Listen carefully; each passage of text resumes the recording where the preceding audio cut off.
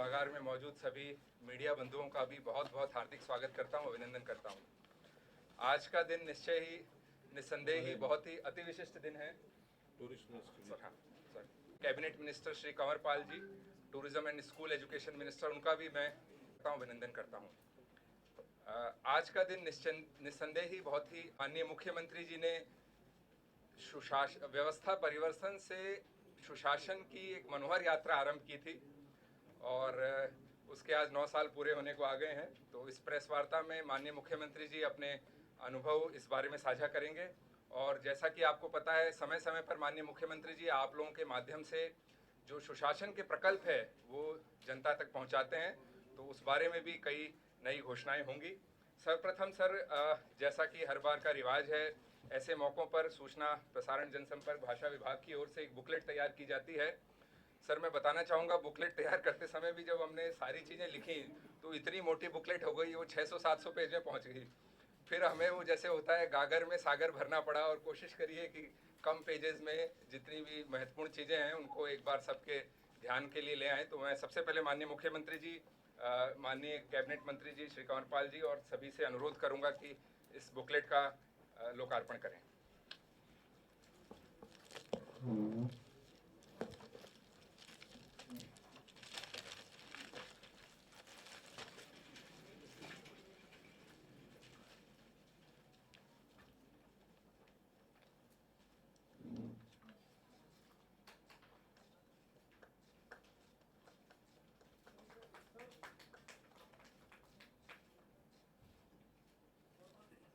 सुशासनीय आधार। तो ऐसे कई हजार पेड़ फॉरेस्ट विभाग ने चिन्हित किए हैं जिनकी एज 75 साल से ज़्यादा है। तो और आज लगभग 3800 पेड़ हैं जिनके खातों में आज ये पेंशन चली जाएगी।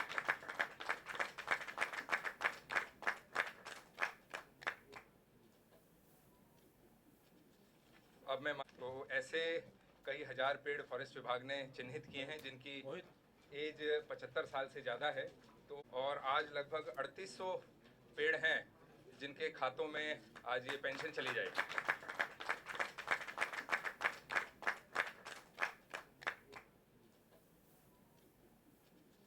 अब मैं मित्रों, जैसे बताया कि आज 26 अक्टूबर 2014 से हुई यात्रा शुरू हुई यात्रा आज 2023 में पहुंची है। 9 वर्ष की यात्रा। वैसे तो 9 का आंकड़ा अपने यहाँ बड़ा शुभ होता है, तो उस 9 वर्ष के बाद आज आपसे जो चर्चा हो रही है इसमें, और वैसे भी इस संयोग से अभी पूजा के दिन खत्म हुए, नवरात्रे खत्म हुए हैं, कभी कभी नवरत्नों का जिक्र भी होता है, कभी कभी 9 से नव, 9 से नया, ये भी शुरू होता है। तो इस नाते से इस अवसर पर मैं आप सब के माध्यम से हरियाणा की पूरी जनता को बहुत बहुत बधाई भी देता हूँ, बहुत बहुत शुभकामना भी देता हूँ। मित्रों, इन 9 सालों में जैसा बताया कि हमने, आपको भी ध्यान में होगा कि सबसे पहला जो 25 दिसंबर 2014 का दिवस सुशासन दिवस के रूप में मनाया था, और सुशासन की नींव वहीं से रखी थी, कुछ घोषणाएं भी की थी। याद है मुझे कि सीएम विंडो की घोषणा उसी दिन की थी।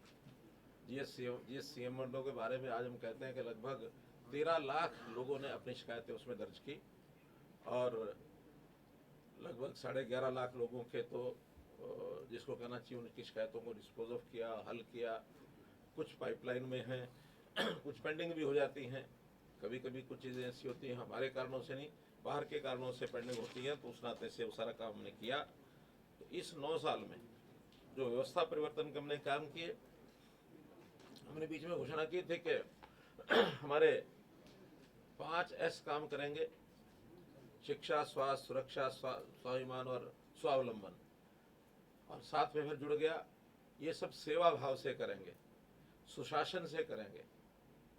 तो इस नाते से ये सारी व्यवस्थाएं एक भाव लेकर के हमने शुरू की, और मुझे संतोष है इस बात का कि हमने पर्याप्त मात्रा में इन सब कामों को किया भी है। जब 14 में व्यवस्था संभाली थी उस समय अपने को सबको पता है कि कैसी एक व्यवस्था थी, यानी भेदभाव की बातें उस समय होती थी, भ्रष्टाचार की बातें उसमें होती थी, एक निराशा का वातावरण ये सब उस समय था। उस निराशा के वातावरण से ही परेशान होकर के और हरियाणा की जनता ने एक उम्मीद के साथ और इस सरकार को चुना था। उस उम्मीद के साथ चुनने के कारण से ही हमारे सामने एक चैलेंज भी था और उस चैलेंज को पूरा करने के लिए लोगों की जो धारणाएं बनी हुई थी, जो आलोचनाएं हमारी वो करते थे कि ये आदमी तो कोई इसको अनुभव नहीं है, बिना अनुभव का आदमी कितने दिन चलाएगा, आज गई के कल गई के परसों गई। सरकार जाने के लिए बहुत लोग धारणा बना के बैठते थे। हमने भी कहा कि हाँ, हमें कोई अनुभव, वैसा अनुभव नहीं है जो लूटमारी वो लोग करते थे, सरकार को भी लूटते थे, जनता को भी लूटते थे और लूटने के साथ कूटते भी थे। तो हमने उन सब बातों से निजात दिलाने के लिए एक संकल्प किया और हमने कहा कि वो अनुभव हमें नहीं है, लेकिन सेवा का अनुभव मेरा भी 40 वर्ष पुराना है। 2014 अगर मैं कहूँ तो उससे पहले 1975-76 के बाद, 77 के बाद कहिए, जब इमरजेंसी समाप्त हुई थी तो हमने वो सेवा का संकल्प लिया था और उसी आधार पर मुझे लगता है कि जनता ने हमें अपना प्रेम दिया और हमको आगे लाए। पहले वर्ष में, पहले काल में 5 साल का जो कार्यकाल था उसमें कुछ चुनौतियां भी आई। उन चुनौतियों को भी हमने बखूबी, जैसे निपटना चाहिए था वैसे निपटा। कम से कम नुकसान में समस्या का हल कैसे हो सकता है वो हमने किया, दोहराने की जरूरत नहीं है, जिसके कारण से जनता में को प्यार और ज़्यादा बढ़ा। हमारे वोट 14 की अपेक्षा 19 में 3% बढ़ गए, लेकिन एक सामने वाले खेमों में थोड़ा भय था, थोड़ी एक छटपटाहट थी और उस छटपटाहट में से बीजेपी को ना आने दिया जाए, इस नाते से बहुत लोगों ने अपने मनसूबे बनाए, जिसके कारण से सीटें हमारी साथ कम हुई, लेकिन जनता ने प्यार हमारे प्रति बढ़ाया। खैर, जैसा अवसर आया हमने फिर सरकार बनाई और सरकार बनाने के बाद आज उस दूसरी टर्म के भी 4 साल हो गए हैं और मैं समझता हूं कि जो काम हमने किए हैं उस पहले वाली जो जनता का प्यार हमको मिल रहा है, उससे ज़्यादा प्यार आज भी जनता में कायम है। जनता हमको चाहती है कि जो आपने काम किए अच्छे किए हैं। बहुत से काम हैं, कुछ कामों की मैं ज़रूर गिनती कराऊंगा आपके सामने, लेकिन इसके बाद मैं कह सकता हूं कि वो जो निराशा है वो आशा में बदली है, वो जो अवसाद है उसको प्रसन्नता में बदला है, आम आदमी की जो ज़रूरत है उसको पूरा किया है और जिनको जो लूट खसोट करते थे उसके लिए अब कोई स्थान नहीं है जिसके कारण से हम कह सकें कि कोई लूट खसोट करेगा। हर एक का जो अधिकार है वो सुरक्षित है, लेकिन जिसका अधिकार नहीं है और वो छीनने की बात करेगा तो किसी को छीनने नहीं दिया जाएगा, ये हमारा संकल्प है। तो इस नाते से मैं ये कह सकता हूँ कि देश के प्रधानमंत्री जी ने जो एक नारा दिया है कि सबका साथ, सबका विश्वास और सबका प्रयास, सबका साथ, सबका विकास, सबका विश्वास, सबका प्रयास, तो इस नाते से सबको साथ लेकर जाति पाति के सारे सिस्टम से ऊपर उठ करके हरियाणा एक, हरियाणा में एक, ये हमारा एक मौलिक चिंतन भी है और उसके ऊपर हम खरे उतरे भी हैं। हमने कभी भी जातियों को राजनीति के साथ नहीं जोड़ा है। जातियों का अपना उपयोग होता है परिवार के लिए, पारिवारिक आवश्यकताओं के लिए, जो जैसा जिसकी मान्यता होती है वो करता है। सब लोग एक जैसा करते हैं ऐसा नहीं है, सबका अपना अपना अलग अलग होता है। हाँ, हमने एक और किया कि हरियाणा के ऐतिहासिक ऐसी बातें जो अच्छी बातें हैं, या हमारे जो महापुरुष हैं जिन्होंने हमको एक विचार दिया, उसके लिए भी योजना बनाई हरियाणा की। कभी किसी ने सोचा भी नहीं होगा कि संत महापुरुष विचार प्रसार सम्मान योजना, कि कितने संत महापुरुष हैं। हर एक समाज का कोई ना कोई एक अग्रणी देवी देवता है, उनका सम्मान करो। आखिर वो देवी देवता का स्थान पाया तो क्यों पाया? वो इसलिए पाया कि उन्होंने कोई समाज को अच्छा दिया, और अगर अच्छा दिया है तो फिर हमें उनको मान्यता देनी चाहिए, उसको याद करना चाहिए और उनके बताए मार्ग पर सबको चलना चाहिए।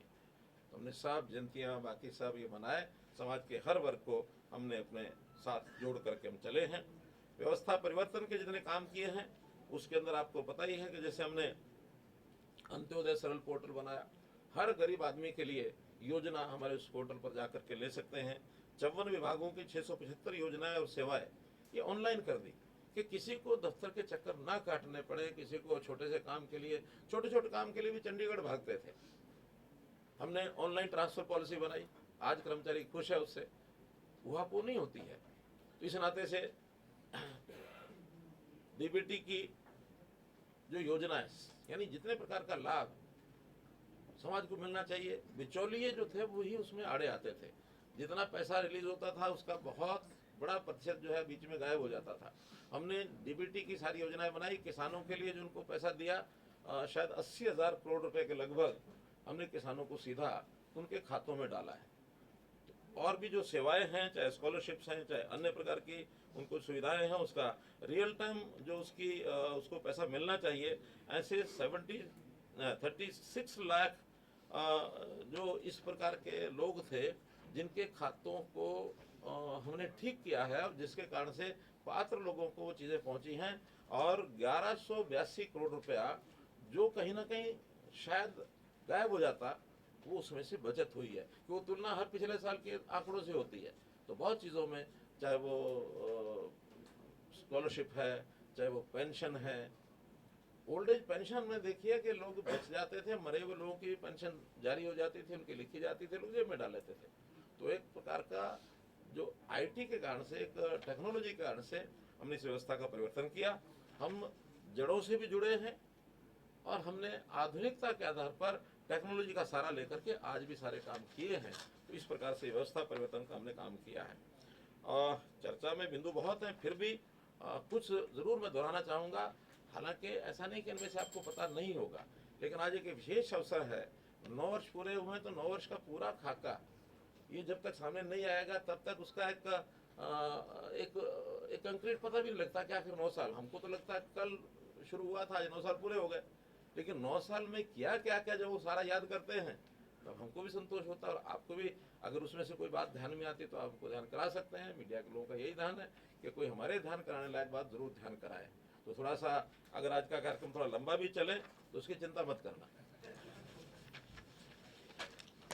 बच जाए तो जरूर पूछना।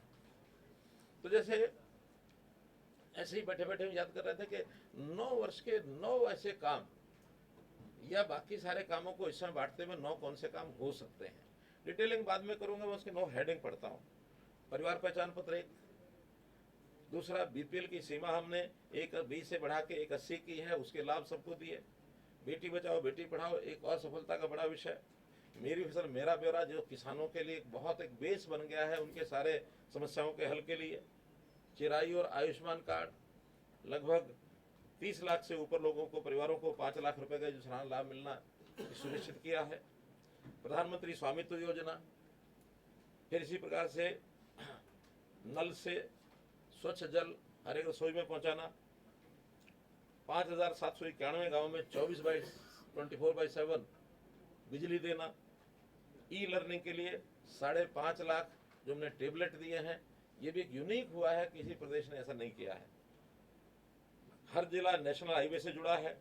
हिसार अंबाला के 2 नए नागरिक हवाई अड्डे ये एक निर्माण की स्थिति में पहुंचे कि धीरे धीरे यहाँ, चाहे वो राष्ट्रीय डोमेस्टिक फ्लाइट्स होंगी या इंटरनेशनल फ्लाइट्स होंगी या फिर उड़ान की छोटी फ्लाइट्स हैं, उनके लिए भी पर्याप्त हमारे अपने 2 एयरपोर्ट हमारी अपनी जमीन पर हो जाएंगे। अन्यथा तो एक दिल्ली में है और दूसरा चंडीगढ़ का हमारा सांझा एयरपोर्ट है जिसका हम उपयोग करते हैं। लेकिन ये हवाई पट्टियाँ काफ़ी हैं, लेकिन 2 एयरपोर्ट ये हमारे एकदम अपनी धरती पर हो जाएंगे। इसके अलावा ये तो 9 का मैंने बताया, इसके अलावा खेल है, व्यापार उद्योग है, लॉ एंड ऑर्डर है, सेना है, कर्मचारी हैं, टूरिज्म है, और ये जो हमारे सत्याग्रही और जो हमारे हिंदी आंदोलनकारी, और फिर मैं न बोलूं तो ठीक नहीं रहेगा, मीडिया के साथ भी हमने राम राम ठीक रखी है। तो इन सब बातों को ध्यान में रखते हैं मैं अब एक एक विषय पर अगर आपसे थोड़ी साझी करता हूं मैं। जैसे मैंने परिवार पहचान पत्र बताया, 71 लाख परिवारों का डाटा एक ही यानी सर्वर पर, एक पोर्टल के माध्यम से हम उनकी सब जानकारियां ले सकते हैं। आज मैंने पर्टिकुलर कोई 1-2-3 कंडीशन लगा के डाटा निकालता हूं तो 1 मिनट में निकल आता है, इतने परिवार है, इतने मेंबर है, 1 मिनट में निकल आता है। कोई भी श्रेणी जिसकी हमको चिंता करनी, योजना बनानी है, फट हम निकाल लेते हैं। आय के हिसाब से, आयु के हिसाब से, व्यवसाय के हिसाब से, शिक्षा के हिसाब से सब चीजें निकल आती हैं। तो इसी प्रकार से जो योजनाएं और सेवाएं मैंने बताई हैं इसमें सरल पोर्टल में, उसमें से कुछ तो ऐसी हैं जो व्यक्तिगत काम से जुड़ी हैं या परिवार के काम से जुड़ी हैं, कुछ अन्य सेवाएं होती हैं डिपार्टमेंट्स की हैं। तो डिपार्टमेंट्स के अगर निकाल दी जाए तो व्यक्ति से जुड़ी और परिवार से जुड़ी भी 397 सेवाएं हैं और 45 लाख परिवारों ने इसका लाभ उठाया अभी तक। तो इस प्रकार से प्राय हर परिवार उसमें जब जरूरत होती है वो हमारे परिवार पहचान पत्र में जाकर के लाभ उठाता है। ये जो प्रोएक्टिव होकर के old age pension 1,40,000 old age pension हमने प्रोएक्टिव बना करके उनके घर में भेजी है। अगर ये सिस्टम नहीं होता तो शायद वो भी धक्के खाते, वही दरखास्त और लेकर के दस्तावेज बनाते हैं दफ्तरों के चक्कर। लेकिन हमने कहा कि हमारे पास एक सिस्टम बना है, अभी आपको जाने की जरूरत नहीं, हम आपको घर बैठे ऐसी 14,000 दिव्यांगजन जिनको पेंशन नहीं मिल रही थी, उनके भी अब दिव्यांगजनों के सर्टिफिकेट अब अपने आप बन जाते हैं, वरना इनको सर्टिफिकेट बनाने में बड़ी कठिनाई आती थी। इसी के माध्यम से जैसे किसी को अपना ये पिछड़ा वर्ग का कोई भी सर्टिफिकेट चाहिए वो उसको अपने आप मिलता है, जातीय प्रमाण पत्र, आय प्रमाण पत्र उसी में से मिलता है।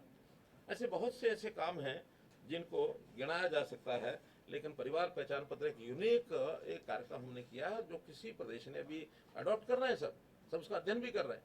महाराष्ट्र की टीम तो स्वयं आई, मेरे पास आए कि भाई आपके साथ ही मीटिंग करनी है, मीटिंग करके गए हैं और 8-9 प्रदेशों ने इस पर अध्ययन किया। इवन प्रधानमंत्री जी ने सभी स्टेट्स को कहा है कि आप हरियाणा की परिवार पहचान पत्र का जो ये सिस्टम है इसका अध्ययन करिए और जहां तक संभव हो लागू करने की कोशिश करिए।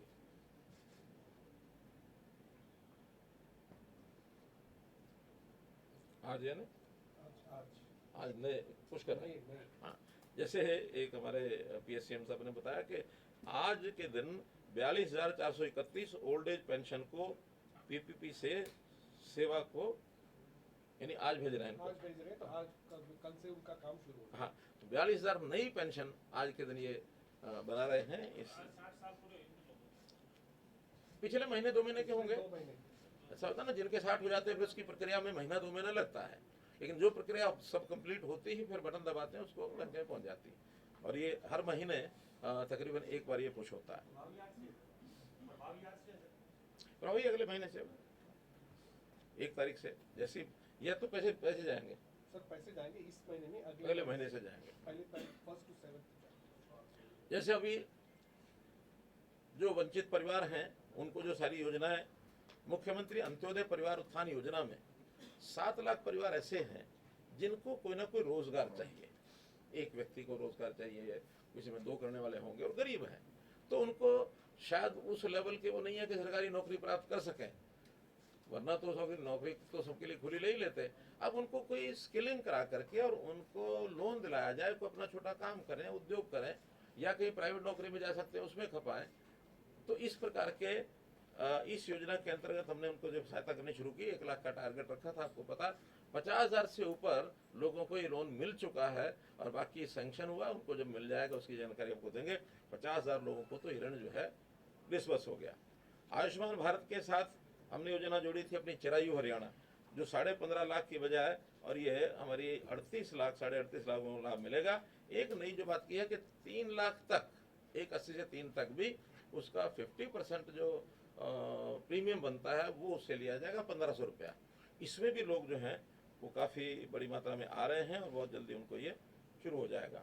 दयालु योजना यानी गरीब परिवार में किसी व्यक्ति की डेथ होती है जो 6 वर्ष से ऊपर का है, उनको एज के हिसाब से भी हमने कुछ राशि देनी शुरू किया। ये भी कहीं आज तक योजना शुरू नहीं हुई, लेकिन एक गरीब परिवार का कमाने वाला चला जाए तो उसको 5 लाख रुपए हम देते हैं, ताकि परिवार का कोई व्यवस्था, कोई छोटा मोटा काम कर लेंगे, कोई बैंक में जमा करा लेंगे तो भी कुछ ना कुछ मंथली उसका इंटरेस्ट भी आ सकता है, या जैसी योजना बनाएंगे वो हमने देना शुरू किया है। प्रधानमंत्री स्वनिधि योजना में भी 10,000 रुपया रेडी फड़ी वालों को, 52,000 रेडी फड़ी वालों को ये भी दिया गया है। तो इसी प्रकार से श्रमिकों के लिए भी जो न्यूनतम वेतन है वो हमने, जो 2014 में अकुशल जो थे, जो जिनको क्या कहते हैं अनस्किल्ड का ₹5340 था, आज वो अक्टूबर में 10,661 रुपया है, यानी प्राय डबल है। उच्च कुशल जो थे उनका 6,200 था, आज 13,600 है। इसी प्रकार पंजीकृत जो श्रमिक है, उनकी बेटी की शादी में जो शगुन था वो भी पहले 51,000 था, बढ़ा करके 1,01,000 किया गया है। एक प्रकार से तो हर चीज डबल से नीचे हमने नहीं रखी है। नारी का सशक्तिकरण का, यानी ये भी एक प्रकार से जो गरीब परिवार हैं उसी के नाते से, और फिर जो नारी के सशक्तिकरण का विषय है, इन चीजों को भी लगातार बढ़ा रहे हैं। पुलिस थाने 2 से 33 किए हैं। आशा वर्कर्स, इनका वेतन, ये जब हम आए थे उस समय सिर्फ वेतन क्या, मानदेय 500 रुपया था सिर्फ 2014 में, आज 6100 रुपया किया आपने मानदेय। उसके अलावा उनको अलग से जो उनकी योजनाओं की स्कीमों का जो मिलता है इंसेंटिव, वो अलग है। वो अलग अलग प्रकार से, किसी का 5,000 होगा, किसी का 10 होगा, किसी का 20 होगा, 25-30 हज़ार रुपये भी ऐसी हमारी बहनें ले जाती हैं। तो इसलिए इनका भी हमने अभी 6100 रुपया वो कर दिया है। एक योजना हमने हरिहर योजना चलाई। हरिहर योजना यानी ऐसे बच्चे जो अबंडन्ड है, एक अबंडन्ड है, एक सरेंडर्ड है। सरेंडर्ड तो यह है कि माता पिता में से ही कोई आदमी किसी बाल गृह में छोड़ गया, अभी हम नहीं पाल सकते, आप इसको पाल दीजिए, कम से कम उसका परिवार का पता है कौन है कहाँ है। अबंडन्ड वो हैं जो कहीं या तो मिल गए या कोई लावारिस छोड़ गए। कई जगह पर ऐसे, अब वो बच्चे कौन है, कैसे हैं, क्या है, उस विवाद में जाने की आवश्यकता नहीं, लेकिन एक बच्चा है जिसका जन्म हुआ है, उसका पालन पोषण करने के लिए कोई सिस्टम, तो हमारे बाल गृह हैं, सारे देश भर में है। लेकिन बाल गृहों में व्यवस्था क्या थी अभी तक कि 18 वर्ष के बाद उनकी कोई जिम्मेदारी नहीं। 18 वर्ष के बाद कहते थे चलो बाहर जाओ, जा करके अपने आप करो जो कुछ करना है। हमने कहा कि नहीं, ये भी एक ऐसी जिसका आगे पीछे कुछ नहीं है, उसको 18 वर्ष के बाद भी संभाले, कोई तो संभाले। तो 18 से 25 तक की संभाल ये हरिहर योजना के अंतर्गत हमने उन बालकों के लिए कि 18 वर्ष होने के बाद पढ़ाई वो करता ही है, मैट्रिक अथवा +2 उसने कर लिया होगा, मैट्रिक कर लिया होगा तो ग्रुप डी, और 12वीं ये +2 कर लिया होगा तो ग्रुप सी, ये नौकरी उसको एक्स ग्रेशिया नौकरी अपने आप में दे देंगे। अभी पिछले साल हमने ऐसे 11 बच्चों को ये नौकरी दी है, और आगे भी इसका सारा रजिस्ट्रेशन वगैरह सब हमारे पास डाटा होता है। हर वर्ष जितने बच्चे उसमें 18 वर्ष के होते जाएंगे उनको काम देते जाएंगे। उसके आगे पढ़ाई करने का भी स्कोप उनका है। अगर वो पढ़ना चाहते हो तो सरकारी खर्च पर पढ़ेंगे। वो पढ़ने के बाद आगे कंपटीशन में ग्रुप सी लें, ग्रुप ए लें, ग्रुप बी लें या ग्रुप ए लें, ये उनकी अपनी परफॉर्मेंस पर है। लेकिन डी और सी ये उनको सुनिश्चित हमने कर दी कि उनको ये नौकरी मिलेगी। 25 साल तक उनकी जो कमाई होगी, अगर वो सैलरी लेते हैं, वो अपना जमा रखेंगे। खर्च सारा सरकार करेगी जब तक 25 साल के होते हैं या उनकी शादी उससे पहले हो जाए। बाल आश्रम गृह वाले वो हमारी शादी की व्यवस्थाएं आपस में करते हैं। जब उनकी शादी हो जाती है तो फिर उनका एक परिवार अपना बस जाता है, उसके बाद वो इंडिपेंडेंट है। तो ये हरिहर योजना एक यूनियो की योजना हमने बनाई है। हमारे यहाँ जो आंगनबाड़ी इसको अपग्रेड करके प्ले वे स्कूल 4,000 की पहले हमने बनाए हैं, और एक नए 4,000 की घोषणा की है। कल ही एक कार्यक्रम में घोषणा की है कि आगे से प्ले वे स्कूल जो हैं उनका नाम रहेगा बाल वाटिका। और उसमें चूँकि नई शिक्षा नीति में अब ये प्ले वे स्कूल जो हैं यानी बाल वाटिका जो हैं वो शिक्षा विभाग के अंतर्गत ही आएंगे, लेकिन सहज आएंगे। जब तक वो बाल वाटिका में शामिल नहीं होते, आंगनवाड़ी में है, तब तक उसमें रहेंगे। जैसे वो आंगनवाड़ी से और स्कूलों में जाते जाएंगे फिर वो शिक्षा विभाग के साथ जुड़ जाएंगे। पंचायती राज संस्थाओं में भी हमने 50% का प्रतिनिधित्व पक्का कर दिया है कि भी 50% महिलाएं होंगी, 50% अन्य होंगे। तो ये भी अभी इस समय हमने किया है। इसी प्रकार बेटी बचाओ बेटी पढ़ाओ का लिंगानुपात 2014 में 871 था, और अभी पिछले महीने का जो डाटा हमारे पास आया है वो 932 आया है। तो इतनी बड़ी इम्प्रूवमेंट जो हुई है, ये भी एक सामाजिक एक ये कहना चाहिए कि सुधार की तरफ, एक आंदोलन की तरफ ये काम हमने 2014 में 15 में शुरू किया था, और उसके लिए बहुत से विभागों ने काम किया, सामाजिक संस्थाएं, NGO, पंचायतें, सब ने काम किया। लेकिन संतोषजनक आज स्थिति है कि 932 का उसका आंकड़ा पहुंचा है, और आगे सुधरे ऐसी हमारी योजना है। जैसा मैंने बताया कि मेरी फसल मेरा ब्यौरा में 12 लाख किसानों के खाते में 85,000 करोड़ रुपया ये सीधा हमने डायरेक्ट डाला है। हर एक एकड़ की फसल की और एंट्री होती है, वरना पता ही नहीं होता था प्लानिंग में। यानी रेवेन्यू डिपार्टमेंट के आंकड़े कुछ और होते थे, एग्रीकल्चर के कुछ और होते थे, इरिगेशन के कुछ और होते थे, फसल के आंकड़े ही मिलते नहीं थे। ये जब से ऑनलाइन हुआ शायद 3 साल 3 साल हो गए। तो इन 3 सालों में 85,000 करोड़ रुपया हमने उनके खातों में डायरेक्ट डाला है, जो पहले आड़तियों के इधर के उधर के माध्यम से जाता था। तो अब किसान कभी भी अपने आप को पहले लखपति नहीं समझता था, आज ये डालने के बाद करोड़पति हो गए, अपने मन से खर्च करते हैं।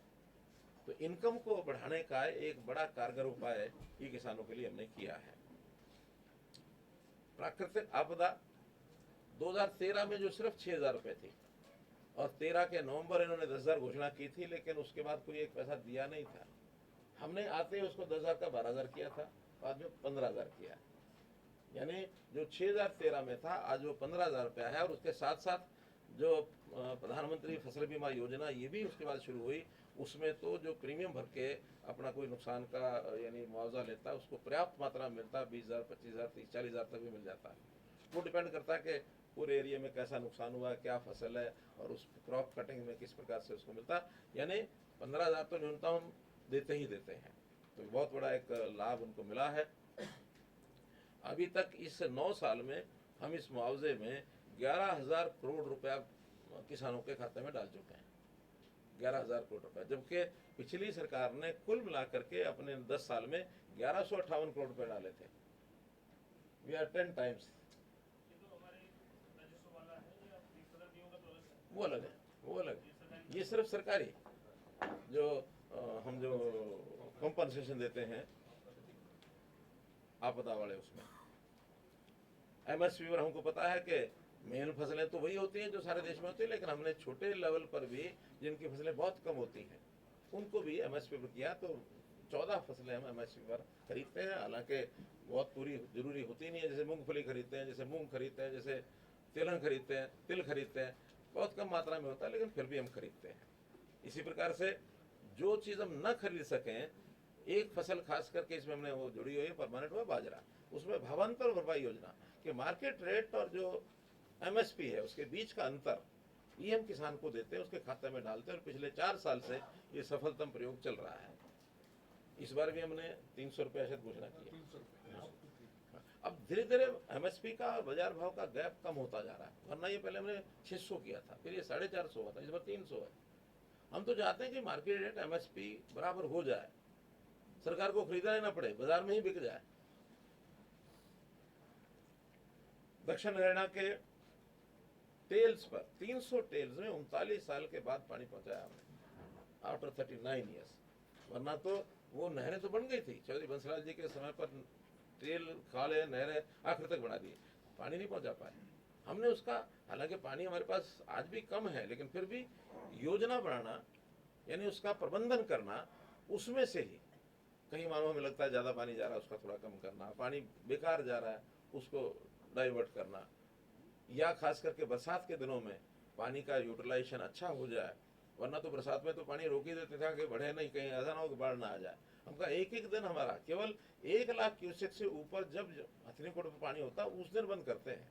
उस 1 लाख के क्यूसेक तक लगातार दक्षिण हरियाणा में टेल्स तक पानी 3 महीने तक हम भेजते हैं।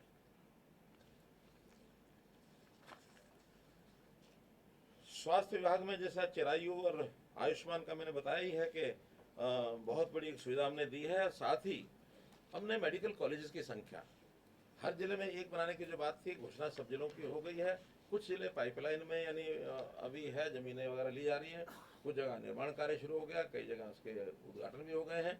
आंकड़ों के रूप में यदि बताता हूँ तो जो वर्किंग मेडिकल कॉलेज 2014 में 6 थे, आज वर्किंग मेडिकल कॉलेज सरकारी तौर पर ये 15 है, प्राइवेट नहीं, इसमें प्राइवेट है, प्राइवेट मिला के तो 6 थे प्राइवेट मिला के, आज वो 15 है। और नंबर ऑफ मेडिकल सीट्स का अगर एमबीबीएस की बात करूं तो उस समय 700 एडमिशन होते थे, क्योंकि तो निश्चित है एडमिशन तो सरकार के माध्यम से ही होते हैं।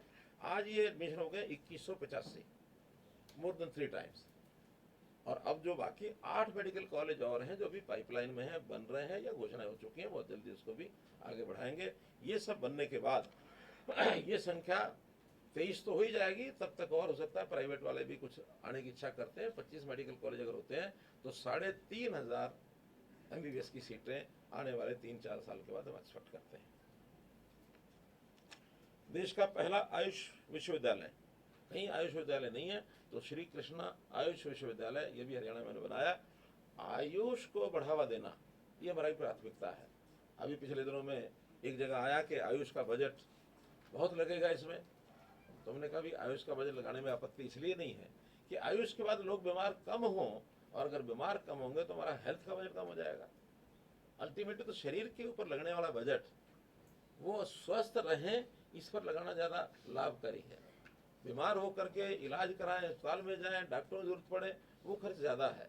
बीमार न हो ऐसे हम योग के माध्यम से, खान पान के माध्यम से आदतें सुधर जाए, या आयुष की पद्धति से इलाज हो, तो इस ओर हम आगे बढ़ रहे हैं धीरे धीरे। हमने वेलनेस सेंटर्स के ऊपर भी एक प्लान अपना बनाया है कि जो योगशालाएं हैं वहाँ सब जगह आयुष के वेलनेस सेंटर्स ये सब जगह बने, इसका भी हम काम कर रहे हैं।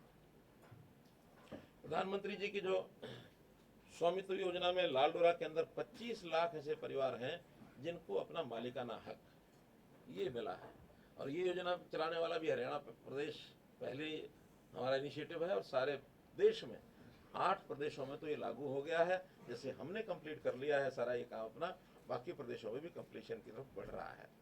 और इसी प्रकार से साथ में शहरी जो स्वामित्व की योजना है, जिसके अंदर 20 साल से पुराने ऐसे व्यावसायिक संस्थान जो म्यूनसिपैलिटीज़ के थे पहले, तो वो सारे उनको एक निश्चित रेट के ऊपर हमने दिए हैं, उनके नाम करा दिया, मालिक बना दिया। अब अन्य विभागों की ज़मीनें भी वहाँ थी, उसकी भी प्लानिंग बन गई है, वो भी सारी उनके नाम करा दी जाए, ताकि लोगों को पहली पीढ़ी कभी किराए पर लगी होगी, आज पैसा देने वाले लोग दे करके और अपना मालिक को उसमें बन सकते हैं।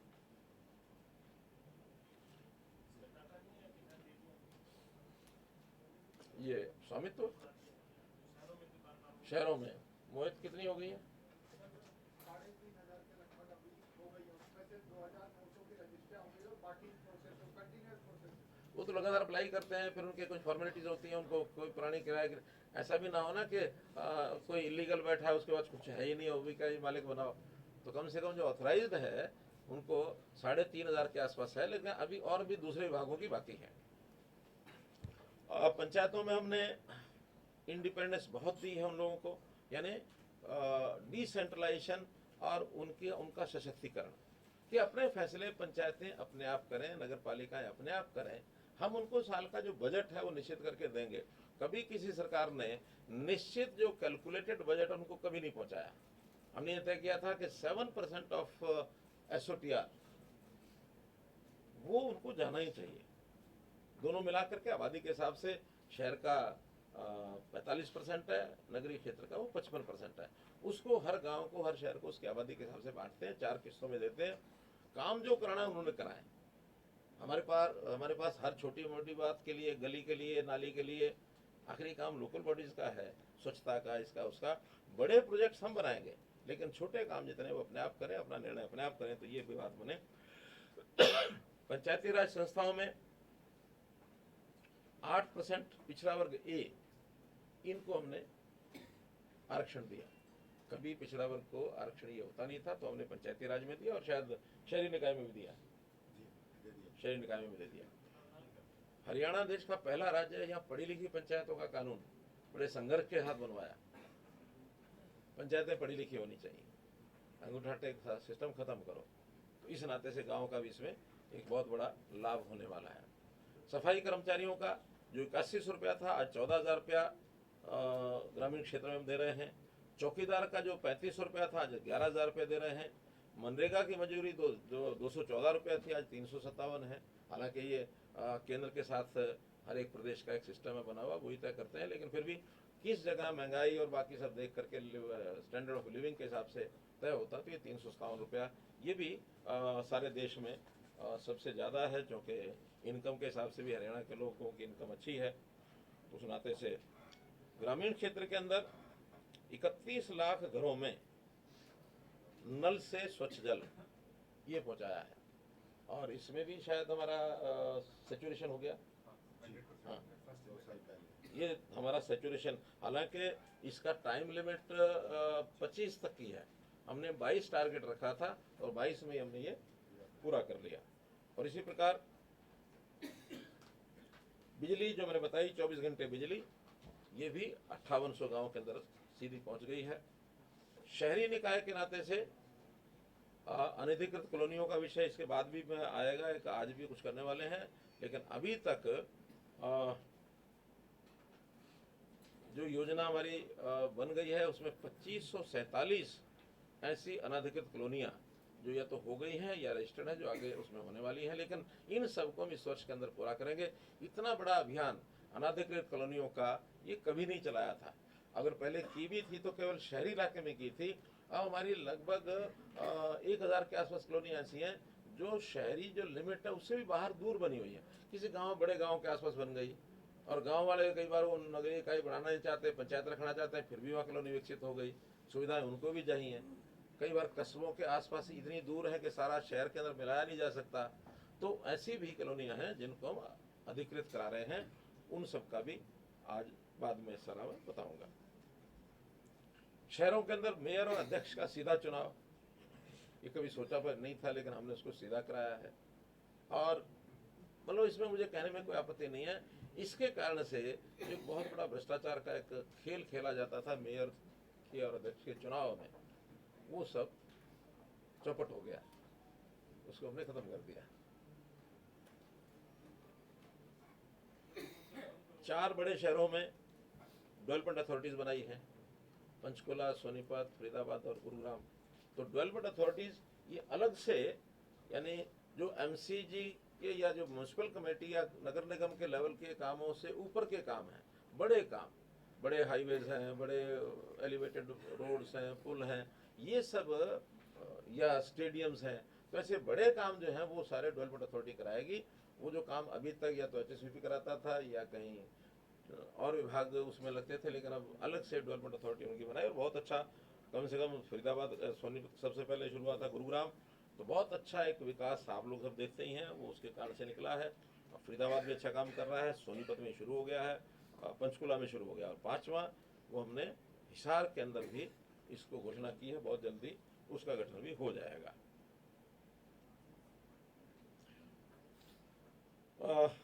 बिल्डर्स की और जो प्लॉट अलॉटीज का जो झगड़ा था, उसमें केंद्रीय कानून के हिसाब से रेरा, ये नया एक वो बनाया था। तो रेरा के 2 यूनिट्स अपने यहाँ है, गुरुग्राम के लिए अलग से और बाकी हरियाणा के लिए अलग से। तो इसमें भी सुचारू रूप से काम जो चल रहा है, तो बहुत से जो ऐसे मकानों के प्लॉट होल्डर्स या जो फ्लैट होल्डर्स थे, उनको काफ़ी उसका लाभ हुआ है। पावर डिपार्टमेंट, जहां हमने 24 घंटे बिजली की बात कही है, वहां पर बिजली के जो लाइन लॉस हैं, ये 2014 में हम देखते हैं भयंकर थे। कुछ गांव तो ऐसे थे, यानी बिजली का बिल भरना वो अपना अपमान समझते थे। ये तो एक ऐसा सरकार का जजिया कर है, ये हम क्यों दें बिजली। तो उनकी धारणा क्या थी, शायद बिजली मुफ्त में आती है, पानी में से निकलती है, पैसा तो लगता ही नहीं, बिजली बिल क्यों भरे। लेकिन आखिर भले ये बात ठीक है कि उसके कोई रॉ मटेरियल के नाते कोई खर्च नहीं है, लेकिन पानी से बनाने के बाद उसका भी खर्च आता है। और हाँ, अगर कोयले से बनाई जाए उसका भी खर्च आता है। फिर वहाँ इतना बहुत बड़ा सिस्टम इंफ्रास्ट्रक्चर होता है, उसका भी खर्च आता है। तो सारे खर्च के नाते उसकी कॉस्ट तो बढ़ती है। जब ये समझाया हमने, बहुत प्रेम से, प्यार से सब समझाया, सारा कुछ किया। पहली बात तो लाइन लॉस जो कुछ गाँव में 80% दर्ज किए गए, और कुछ रिकवरी जो है बिलों की, वो भी नहीं होती थी, कई साल के पड़े थे, उसकी कई योजनाएं बनाई। अल्टीमेटली आज लाइन लॉस टोटल मिलाकर के एवरेज 13.6% रह गया। यानी और थोड़ा हम कोशिश करेंगे, it will come to single digit, कोशिश करनी पड़ेगी। अभी 13.6% है। और जो हमारा बिलों की रिकवरी है, जो बिल पे हो जाते दे जाते हैं, उसकी रिकवरी जो 50-55% रहती थी, अब वो 84% हो गई है। और बिजली की कंपनियां, पहली बार हरियाणा की 4 बिजली कंपनियां जो है वो प्रॉफिट में आई है। और ये गुजरात के बाद Haryana is the second state जिसके अंदर हम इसको कवर कर पाए हैं। बाकी अभी भी सारे प्रदेश जूझ रहे हैं इस घाटे में। कुसुम योजना के अंतर्गत जो सोलर पंप लगाने थे, उसमें भी हरियाणा ने बहुत अच्छी अचीवमेंट अपनी की है। 56,000 सोलर पंप हम लगा चुके हैं, और इस अगले साल का 70,000 नए सोलर पंप का एक टारगेट रखा है और उसको भी अब शुरू कर दिया है। वो किसी स्टेज पर होगा तो बहुत जल्दी इसको हम पूरा करेंगे। जो ओवरहेड लाइन है, हालांकि इसमें पहले लाइनें बेचती हैं, फिर लोग बना लेते हैं मकान और सारा अपने बिल्डिंग्स, बाद में फिर वो आखिर जनता तो जनता है, उनके कहने पर हमको हटाना भी पड़ता है। तो हमने 150 करोड़ के लगभग पिछले साल में इस पर लगाया था, 151 करोड़ रुपया इस साल का हमने इसको घोषित किया है। तो कुल मिलाकर 3,151 खतरनाक लाइनें ये हैं, जिसमें से लगभग 3,000 हट चुकी हैं, लेकिन अभी भी जो और नई लाइनों की पहचान हो रही है उसमें सब मिला करके 150 करोड़ रुपए का और जो राशि रखी है इसमें हम पूरा करेंगे।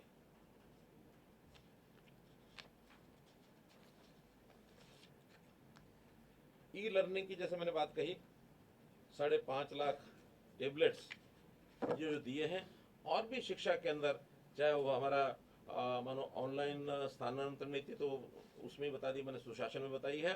साथ में विद्यालय, महाविद्यालय और खास करके लड़कियों के जो महाविद्यालय हैं वो हमने जो खोले हैं 71 कॉलेजेस तो इस समय जो हमने खोले उसमें से लगभग 50% केवल महिलाओं के हैं, बाकी 50% कोएड हैं।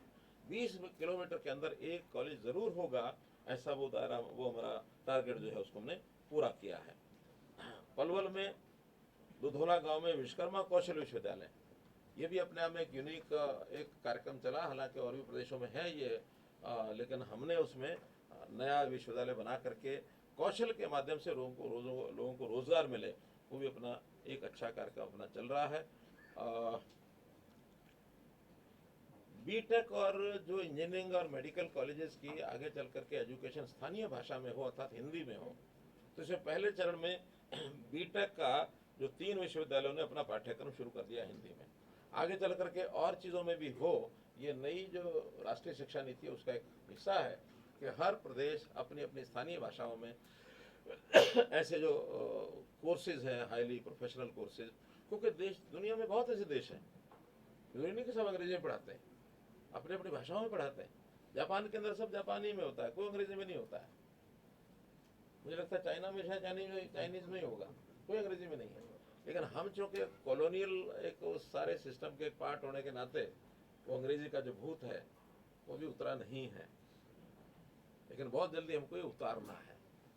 और उसका जो कदम जो है उसके मोदी जी ने शुरू कर दिए हैं इस नई शिक्षा नीति के कारण से। इंफ्रास्ट्रक्चर की जो बात कहता हूँ तो जैसे मैंने बताया कि भाई हर जिला जो है एक दूसरे से नेशनल हाईवे से जुड़ा हुआ है, ये तो है ही है। साथ में जो बड़े बड़े प्रोजेक्ट 152D, अब ये दक्षिण हरियाणा के लिए इतनी एक देन है कि जो यहाँ से जो 6, 7, 8 घंटे लगते थे, अब मुझे लगता है कि अम्बाला से शायद 4 घंटे में नारनौल पहुँच सकते हैं। तो इसका एक बहुत बड़ा KMP अपने आप में, यानी दिल्ली के अंदर जो लोग फंस जाते थे, जिनको गुड़गांव, फरीदाबाद या पलवल जाना होता था, उनके लिए एक इट्स अ बून। इसी प्रकार एलिवेटेड रेलवे लाइंस भी कुछ शहरों में हमने, रोहतक में तो कंप्लीट हो गई है, कुरुक्षेत्र में बन रही है, कैथल का सर्वे हो रहा है। तो जहाँ जहाँ शहर के चारों तरफ फैलाव ज़्यादा हो गया और उनके कई फाटक जो रेडियल रोड्स थे उनके, उन सब फाटकों के ऊपर उनको ख़त्म करके ऊपर रेलवे को ही, पहले तो सबके ऊपर एलिवेटेड वो बनाए जाते थे, पुल बनाए जाते थे, ओवरब्रिज। अब सब जगह ओवरब्रिज बनाने के बजाय रेलवे लाइन को ही ऊपर उठा दो, नीचे सड़कें सब निकलेंगी। तो ऐसे 3 शहरों का तो ये हो गया, और भी ऐसी कोई आवश्यकता होगी तो सब बनेगा। परिवहन के अंदर हरियाणा में ई-टिकटिंग शुरू हो गई है कि अब हर एक सवारी जो पास बनवाना चाहेगी अपना, अभी तो ऑप्शनल रखा है, जो पास बनवाना चाहेंगे वो पास बनवाएंगे और बाद में स्वाइप करेंगे, उसका टिकट का उसका कट जाएगा। तो जितना भी उसको रिचार्ज करना है, 100 रुपया 200 रुपया उसका करेंगे। रिचार्जिंग पर 10% का उनको रिबेट मिल जाएगा, यानी 100 रुपये का कार्ड लेना है तो 10 है 5% है। रोडवेज है यहाँ को बैठे, मुझे शायद ध्यान नहीं आ रहा, 5 है 5% है। तो 100 रुपये का अगर रिचार्ज कराना तो 95 रुपये दे के 100 रुपये का रिचार्ज करा सकते हैं, और जितना पैसा उसमें लगेगा कट जाएगा, अपना चलते हैं। हाँ, जब बहुत कम पैसा रह जाएगा, फिर बीप आएगा कि आपका बैलेंस इतना है, जैसे एटीएम वगैरह या उसमें आता है तो आपका बैलेंस इतना है, वो मिल जाता है। तो इस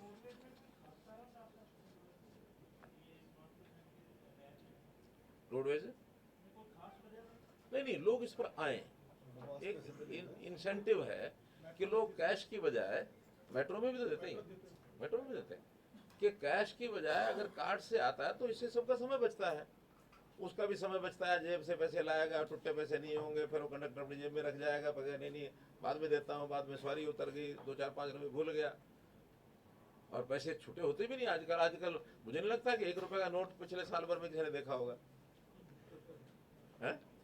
देखा है? अब वहां तो 1-1 रुपए का भी उसकी वो है बनी हुई थी, अब हालांकि बदल दिया उसको 5 रुपए कर दिया कि 5 रुपए का टिकट, फिर 10 का, फिर 15 का, फिर 20 का, फिर 25 का।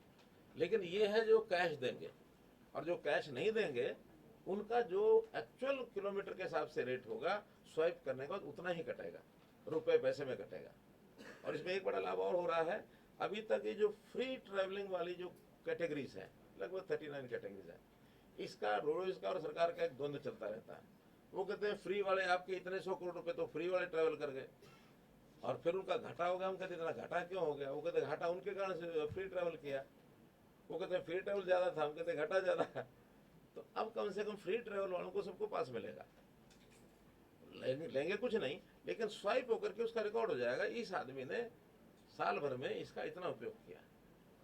बच्चों को भी जो पास दिए जाते हैं उनको कार्ड मिलेगा, कार्ड जो है अपना स्वाइप करो और चढ़ जाओ, ताकि ये जो हिसाब किताब है डिपार्टमेंट का भी आपस में, ये भी बहुत जरूरी है व्यवस्था बनाना। तो इसलिए उसको ई टिकटिंग का काम ही अब शुरू कर दिया है। खेलों का तो हमको सबको पता ही है, सर्वाधिक हम पुरस्कार देते हैं हरियाणा के, और मेडल भी जो है वो किसी प्रदेश के नाते तुलना करें तो हम सर्वाधिक लेते हैं। लगभग 35% ऑन एवरेज जितने मेडल्स हैं वो सारे देश भर में जो आते हैं वो हरियाणा के आते हैं। तो हरियाणा की मिट्टी जो है उसका अपना एक विशेष स्थान है। ओलंपिक के 16 और 20 के दोनों के 9 मेडल में से 5 हरियाणा के हैं। एशियन के 18 और 22 में 170 में 47 हरियाणा के हैं। कॉमनवेल्थ में 18 और 22 दोनों मिला करके 127 में से 44 हरियाणा के हैं। तो इस प्रकार से हरियाणा अपने आप में बहुत बेहतर प्रदर्शन कर रहा है, और इसमें हम फैलाव कर रहे हैं, अच्छा फैलाव, यानी नर्सरीज को शुरू करना। ये अपने आप में एक स्कीम बनाई कि कैच दम यंग ने छोटे बच्चों को स्कूलों में नर्सरियाँ करवाओ। प्राइवेट स्कूल, सरकारी स्कूल 1100 नर्सरीज हम चल रही हैं उसी हिसाब से। हालांकि पिछली सरकार ने स्टेडियम हमको दिए विरासत में, लेकिन सब टूटी फूटी हालत में, किसी में कोई कोच नहीं है, कहीं घास फैला हुआ है, कहीं पशु घूम रहे हैं। हमने धीरे धीरे उन सबको ठीक किया है, और कोच नए भर्ती किए हैं। साथ में जो स्पोर्ट्स पर्सन है, मेडलिस्ट हैं, उनको सबको कहा कि आप एक एक स्थान को संभाल करके कम से कम जिस चीज़ के आप मेडलिस्ट हैं उसी को प्रमोट करो। आखिर खेल के कारण से नौकरी देते हैं तो उस विधा को प्रमोट करें जिस विधा के कारण से वो आगे बढ़े। अब कोई भी मेडल लेकर के, स्वर्ण मेडल लेकर के, जरूरी नहीं कि वो अच्छा क्लर्क बन सके, जरूरी नहीं कि वो कोई टेक्निकल काम कर सके। खेल अच्छा जानता है, खेल कर सकता है, खेल सिखा सकता है, प्रदेश के नाम को आगे बढ़ाएगा। इसमें से थोड़ी खेल नीति में उन्होंने चेंजेस भी किए हैं। ये जो बार बार विषय आता है कि हम तो डीएसपी बनाते हैं, हम तो एचसीएस बनाते हैं, हम ये करते हैं, बहुत से बने, एचपीएस बने, डीएसपी बने, लेकिन वहाँ एक नियम है कि ट्रेनिंग के बाद आप आगे नहीं बढ़ सकते। अब ट्रेनिंग वो करते नहीं, वो कहते ट्रेनिंग हमारे बस का नहीं है, खेल खिला लो। अब ट्रेनिंग नहीं है, कल को एसपी बनेगा, एसपी के बाद आईजी डीआईजी बनेगा, तो फिर वो वहाँ तो खेल नहीं खेल पाएगा। वहाँ तो आईजी का तो काम बड़ा आईजी का है, और कौन सा केस किसको कहाँ इन्वेस्टिगेशन करना पड़ जाए और उस इन्वेस्टिगेशन का क्या बनेगा, वहाँ तो खेल नहीं चलेगा। और वहाँ खेल चलने लग गया तो अब समझो हरियाणा का भविष्य खत्म। इसलिए बहुत एक शुद्ध और सात्विक तरीके की सोच हमने की है कि जिसको जिस विधा का ज्ञान है, वो जिसमें एक्सपर्ट है, उसी विधा का उपयोग करके प्रदेश को आगे बढ़ाया जाए। ये हमारी एक पॉलिसी है। उद्योगों में हमने 75% का जो एक रिजर्वेशन का किया है, नए उद्योग उसको फॉलो कर रहे हैं।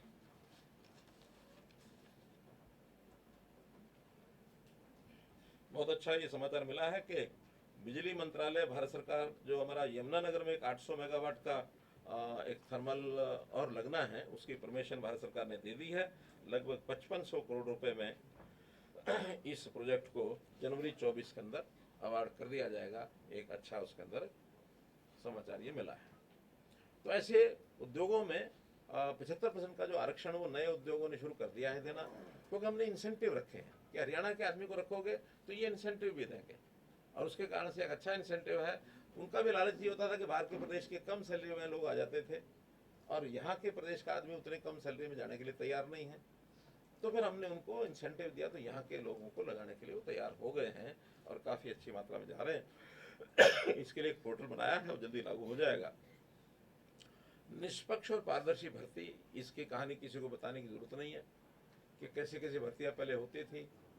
आज मैं ये कह सकता हूँ कि 10 साल में 1/3 हमारा जो टोटल अमला है कर्मचारियों का 1/3 रिप्लेस हो चुका है इन 10 सालों में, 1,10,000।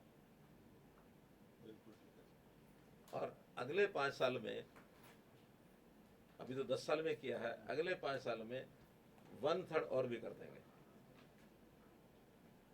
बल्कि वैसे तो इसी साल में एक 60,000 के आसपास नए लोग आएंगे, तो फिर ये 60,000 आने के बाद तो लगभग आधा ही हो जाएगा 1/3 की बजाय। तो ये बहुत बड़ा परिवर्तन आपको वर्किंग सिस्टम में, सरकारी सिस्टम में देखने को मिल भी रहा है और आगे मिलेगा। अब इसमें डिटेल में जाने की जरूरत नहीं है, बस इतना ही है कि भर्ती कौन कैसे होता है, वैसे ही जैसा बोए बीज वैसा होए फल। तो बीज अच्छा बो के अगर हम कुछ करेंगे तो फल अच्छा आएगा। इसके लिए हमने ये जो सीईटी की परीक्षा और ये सब किया है, ये ठीक है कि इसकी आलोचना करने वाले वो अपने ढंग से करते हैं। कारण क्या है कि जो जिन्हें लोग नौकरी लेने के लिए लाइन में लगते हैं उसमें से भर्ती तो 20% होते हैं, 80% जो होते हैं उनको तो बहकाना बड़ा आसान है कि ऐसा होता तो आप लग जाते, ऐसा तो आप लग जाते। अब 20% जो लगने उसका प्रोसेस ही तो तय किया हमने कि प्रोसेस ये रहेगा, कम से कम योग्यता के आधार पर लोग आगे आए लगे, उसी नाते से ये सब किया है। उद्योग और व्यापार को बढ़ावा देने के लिए भी हमारी सारी टीम अच्छी लगी है। इसका अगर एक आंकड़ा बताता हूँ तो 2014 में हमारा जो निर्यात था हरियाणा का वो 68,000 करोड़ रुपए का था, और इस बार का जो 2022-23 का पिछले साल का साल भर का जो निर्यात हुआ है वो हो गया 2,45,453 करोड़, यानी 68 से 2,45,000, 4 times we have exports में we have achieved this आंकड़ा। और आज अगर उद्योग की बात करें तो 18,422 करोड़ रुपए का निवेश हुआ है इन 9 सालों में। 1,59,000 नए उद्योग लगे हैं, एमएसएमई ज्यादातर होते हैं इसमें, और 12.5 लाख लोगों को इसमें रोजगार मिला है इन उद्योगों में, सिर्फ जो 1,59,000 है। बहुत से इसमें विषय मल्टी, जो हमारा एकीकृत जो मल्टी मॉडल लॉजिस्टिक हब है, आईएमटी खरगोदा है, पीएम गति शक्ति का इसमें योगदान है, पानीपत में भी जो मेडिकल डिवाइस पार्क हमने बनाया है, पद्मा स्कीम हमने बनाई है। 143 ब्लॉक में एक क्लस्टर उद्योग का लगाया जाएगा एमएसएमई में, जिसके अंदर 40 क्लस्टर पर विकास का काम शुरू हो गया। तो 143 ब्लॉक में ये क्लस्टर बनेंगे। इससे भी व्यापारियों के नाते उनको जो सुविधाएं देने का हमने काम किया है कि मुख्यमंत्री व्यापारी क्षतिपूर्ति योजना और मुख्यमंत्री व्यापारी सामूहिक निजी दुर्घटना बीमा योजना, इसमें भी जो पंजीकृत हमारे व्यापारी हैं जीएसटी में, उन सबको ये लाभ इसमें मिलेगा।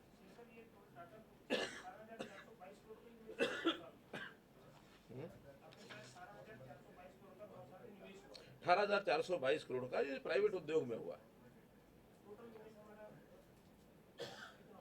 अब टोटल ये जो एमएसएमई का आंकड़ा है ये है 1,59,000। इससे बड़े भी जो उद्योग हैं जैसे मारुति का, वो इसमें नहीं है। हाँ, जो बड़े बड़े उद्योग, ये तो एमएसएमई में जो उद्योग है कहीं 50 करोड़ का, 100 करोड़ का, 20 करोड़ का, 10 करोड़ का, वो जो 1,59,000 उद्योग बताए ये उसका है। और इसमें तो बहुत छोटे भी होंगे, 1 करोड़ से भी कम का भी होगा, 50 लाख का उद्योग भी होगा, 20 लाख का भी होगा। जो सेल्फ एम्प्लॉयमेंट में जो उद्योग लगते हैं, किसी ने अब मुद्रा में लोन ले लिया, 50 लाख लिया, उसने उद्योग लगाया, 20 लाख लिया, उसने भी हाउस होल्ड में कोई घर में जाकर उद्योग लगाया, वो उनका सबका ये पंजीकरण है 1,69,000 का, ये वो राशि।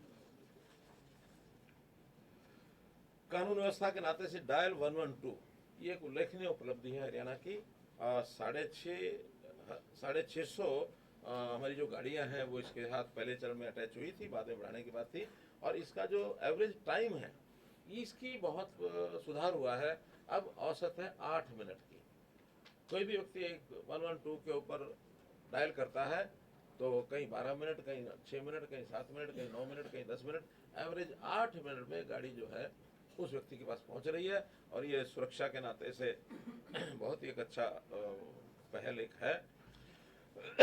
साइबर अपराध हमारे यहाँ बहुत बढ़ने की जो आई हैं शिकायतें, उसके लिए 29 अलग से साइबर अपराध पुलिस थाने ये बनाए गए हैं, और हर एक पुलिस थाने में एक साइबर डेस्क, 318 साइबर डेस्क ये उसके अलग हैं।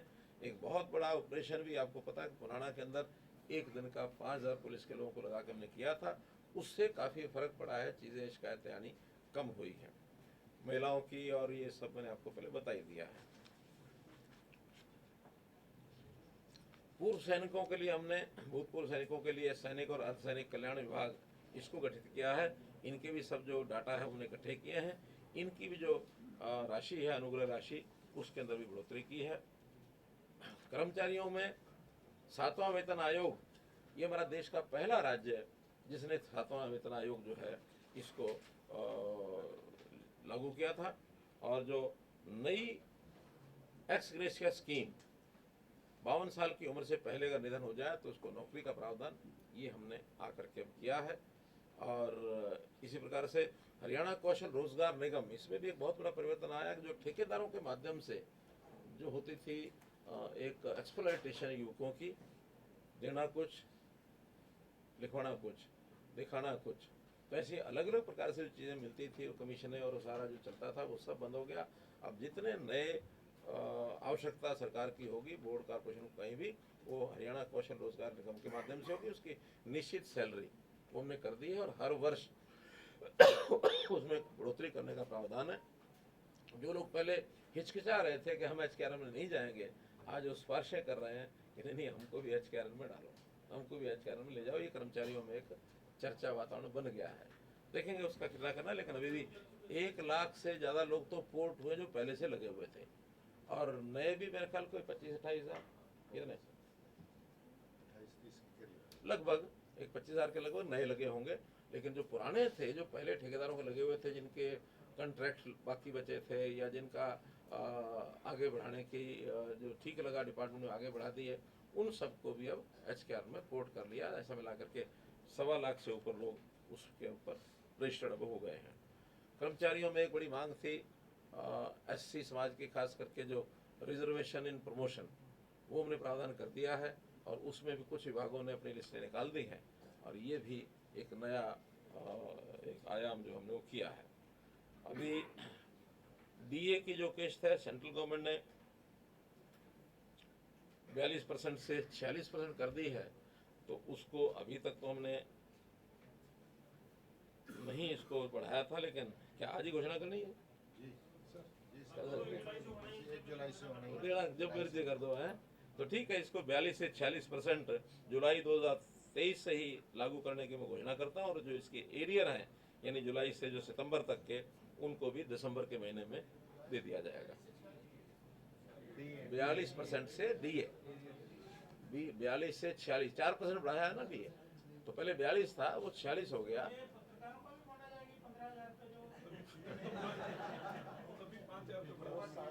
अच्छा 15 की किस्त मिली तो नहीं ना अभी? पहले 15 की किस्त मिली तो नहीं ना? तो अभी उसको साल भर 10 रखते हैं, उसके बाद बढ़ा लेंगे 15।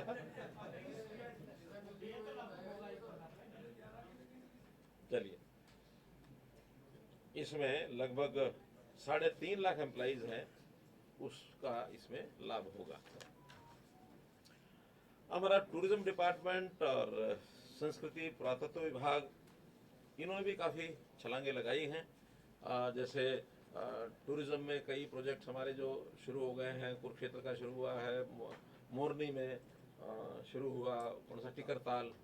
अभी कुछ दिन बाद बैलून, क्या उसको बोलते हैं, हॉट एयर बैलून, उसका भी एक शुरू करने वाला एडवेंचर, एक उसकी उड़ान 8 तारीख को शुरू कर रहे हैं इस नवंबर को पिंजौर में।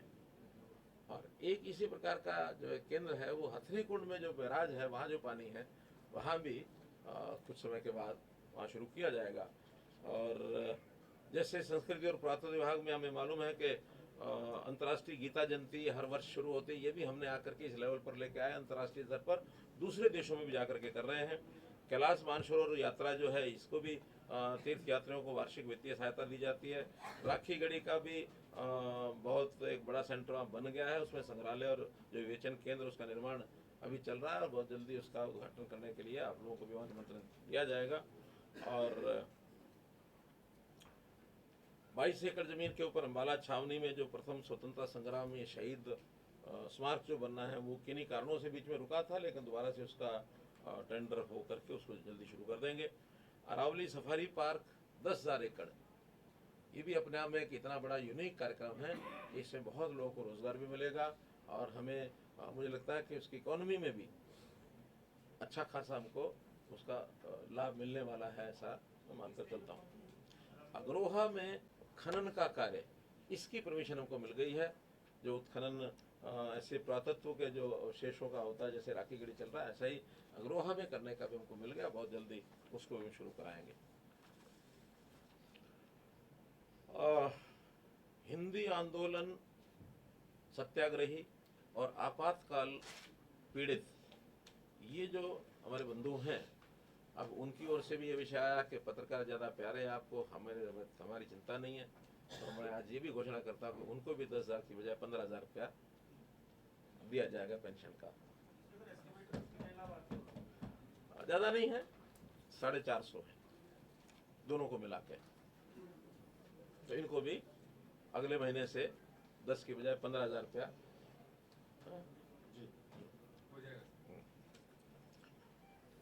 कुल मिलाकर के। मित्रों, 9 वर्ष की यात्रा जो मैंने आपको बताई है, मेरे हिसाब से बहुत सुखद और बहुत सेवा के ये काल, सुशासन के ये काल, व्यवस्था परिवर्तन के ये काल, हरियाणा की जनता को लाभ देने वाला ये काल। मुझे आज सवेरे फोन आया कि आज आपको बहुत बहुत बधाई हो। मैंने कहा बधाई किस बात की? कहने लगे आपने 9 वर्ष में 27 साल का काम किया है, इस बात की बधाई। तो 9 साल में पिछली सरकारें जो काम करती थी, आपने 9 साल में 27 साल का काम किया, ये उनका एक कमेंट था। अच्छा, कोई समझदारी आप जैसा ही कोई व्यक्ति था। नहीं, अभी क्या, अभी तो आज मैंने समय मांगा आप लोगों से कि आज समय जल्दी ना करना। हाँ, अभी यात्रा जारी है।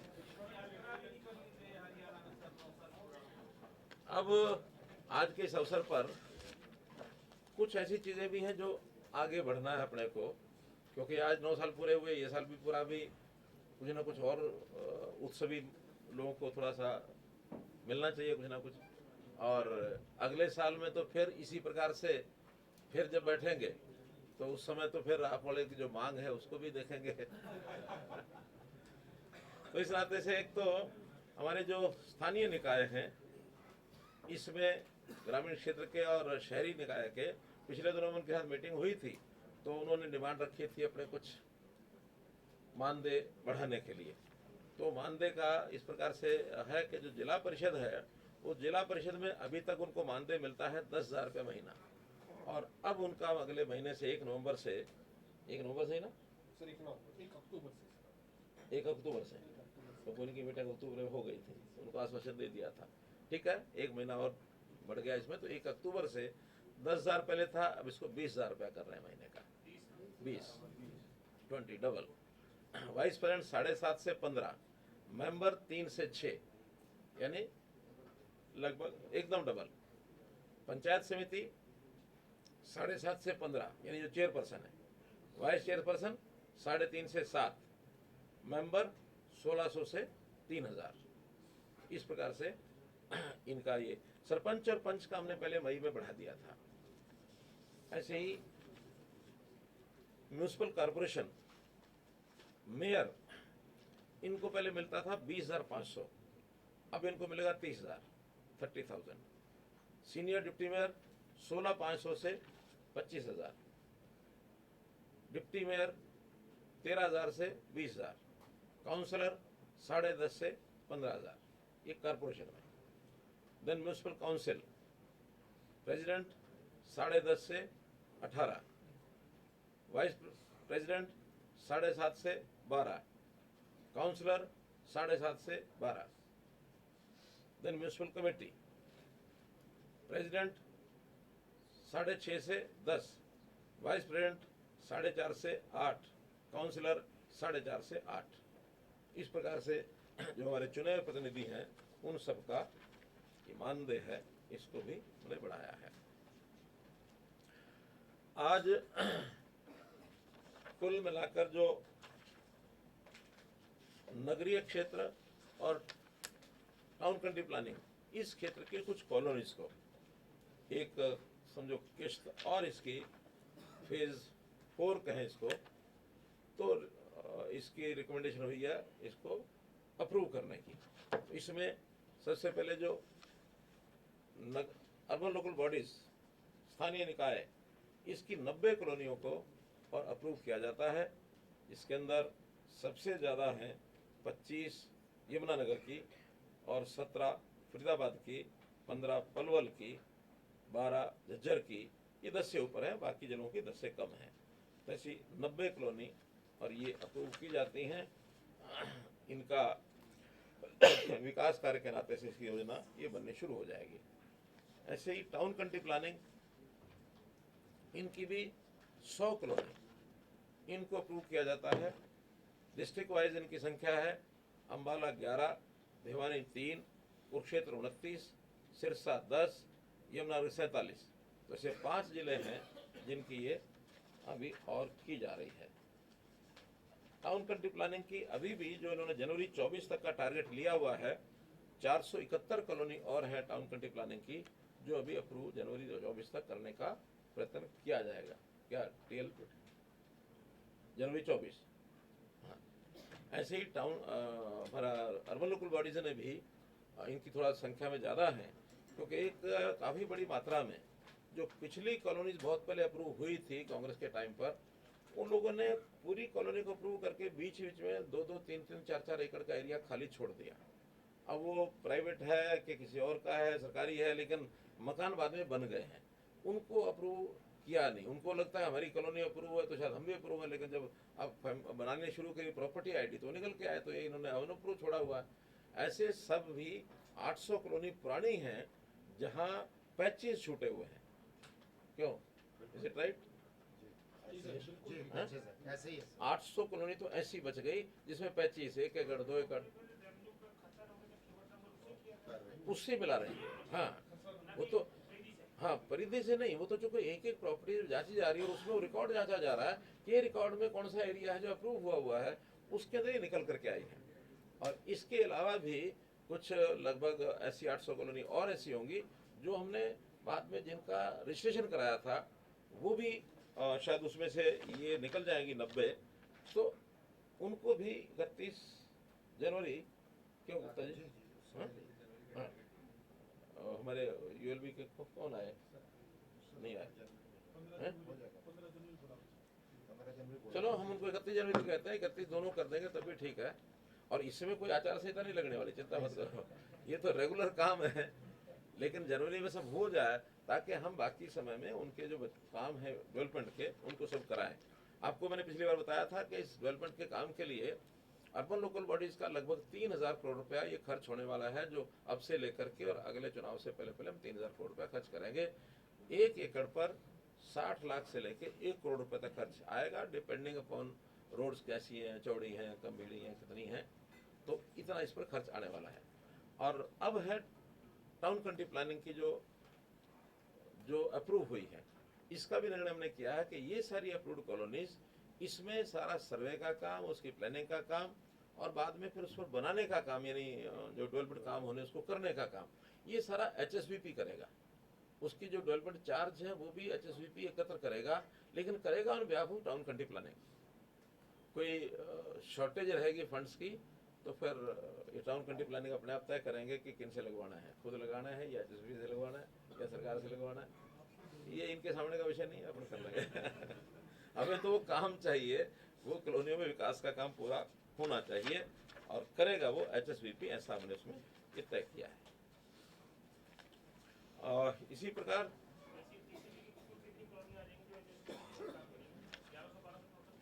अभी देखो आज को मिला के 471 जो हैं बाकी बची हैं, और हो कितनी गई हैं अभी 448, तो कुल मिला के ये 900 सवा 900 कॉलोनी हैं जो HSVP के जिम्मे ये डेवलपमेंट के लिए जाएंगी।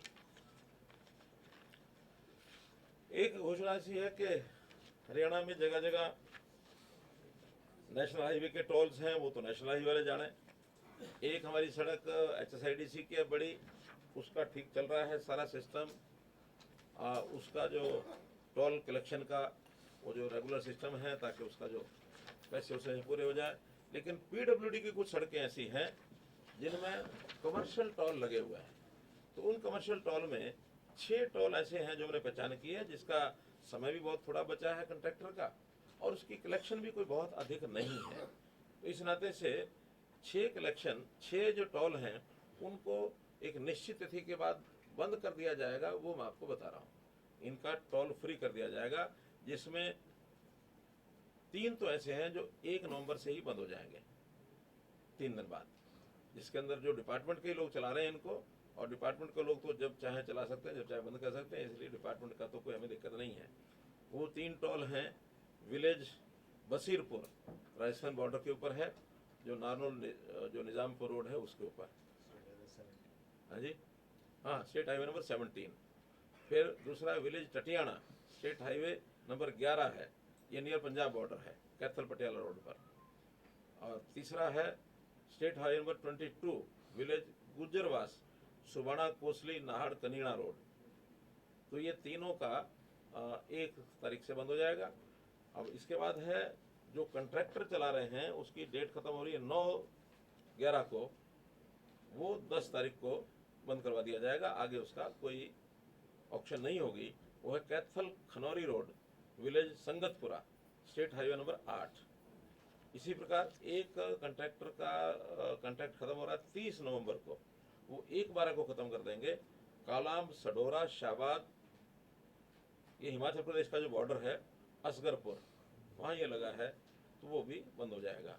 और छठा है village Firozpur, state highway number 18, Rohtak Kharkhoda Delhi border, वहाँ पर है। ये भी 1/12 को इसको भी बंद किया जाएगा। तो ऐसे 6 के 6 बंद होने के बाद लगभग 13 करोड़ रुपए का इसमें लॉस होगा। लेकिन 13 करोड़ में लॉस होगा तो बाद में जो डिपार्टमेंट ये वो सब लगा है, तो वो उसके खर्चे भी कम हो जाएंगे।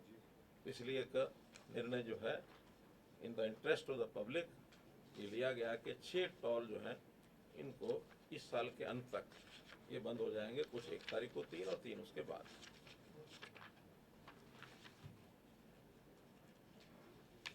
एक योजना जैसे अभी जिसको हमने लॉन्च किया वो है प्राणवायु देवता। आप लोगों को पता होगा, इसकी घोषणा मैंने की थी कि जिन पेड़ों की आयु 75 साल आंकी गई है, अब वो एकदम एग्जैक्ट तो शायद नहीं होगी, पहली बार कर रहे हैं, तो उसका जो आंकड़े का फॉरेस्ट डिपार्टमेंट ने अपना कोई सिस्टम बनाया होगा। लेकिन उसमें सबसे मांगी थी, एंट्रीज करवाई थी उससे, तो उस एंट्रीज में जितने भी आए थे उसका निरीक्षण करने के बाद 3810 पेड़ ऐसे निकले हैं राज्य में जिनकी आयु 75 साल से ऊपर है। मेरा मानना है कि शायद और भी निकल सकते हैं, कुछ वन विभाग अगर, अच्छा ये नॉन फॉरेस्ट है, हाँ फिर ठीक है, क्योंकि फॉरेस्ट में तो बहुत ऐसे पेड़ होते हैं। तो ये नॉन फॉरेस्ट एरिया है 3810, इनका 27.5 रुपये वार्षिक के हिसाब से आज इनको सबको पेंशन भेज दी गई है। पंचायतों की लैंड पर है तो पंचायतों को गई है, प्राइवेट पर है तो प्राइवेट को गई है, और ये उसकी देखरेख करने के लिए, और एक बड़ा पेड़ है, उस बड़े पेड़ की सुरक्षा की भी आवश्यकता होती है। एक घोषणा मैं और कर रहा हूँ, वो वन विभाग को भी पूरी करानी है कि 5 जून को हर वर्ष पर्यावरण दिवस होता है। तो मेरा ऐसी एक अपील है आप लोगों के माध्यम से कि उस गांव के लोग, आसपास के लोग 5 मई को, क्योंकि पर्यावरण दिवस है, उसकी पूजा जरूर करें, क्योंकि अधिकांश उसमें पीपल के पेड़ हैं।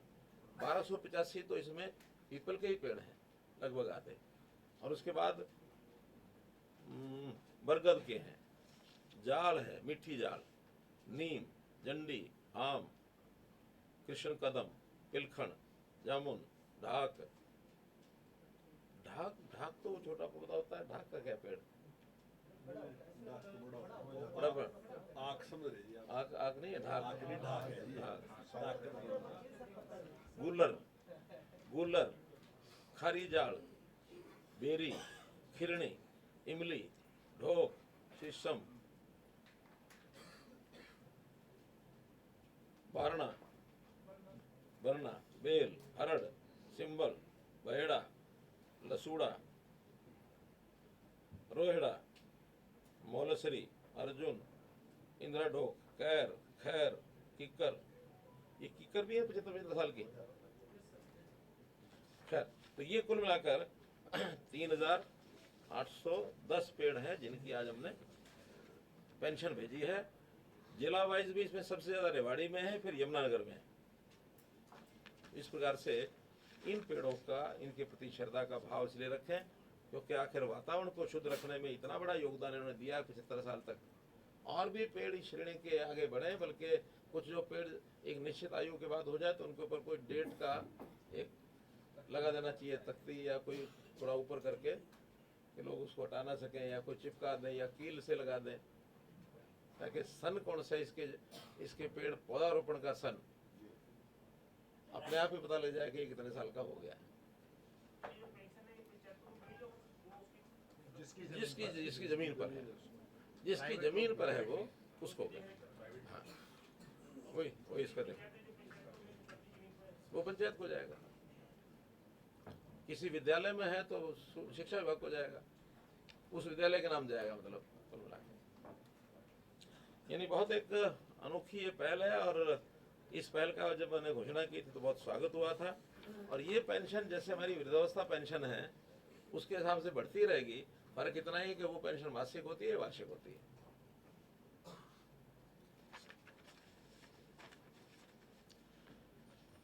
इसके साथ आशा वर्कर का मैंने बता ही दिया कि 2100 रुपया हमने उनका बढ़ाया है, और साथ में 2 लाख रुपया उनको उनकी रिटायरमेंट पर एक मुश्त, ये भी हमने घोषणा की है, ये उनको मिलेगा। कुल मिलाकर के मित्रों, अब आपके पास कुछ बचा हो तो आप आ जाओ।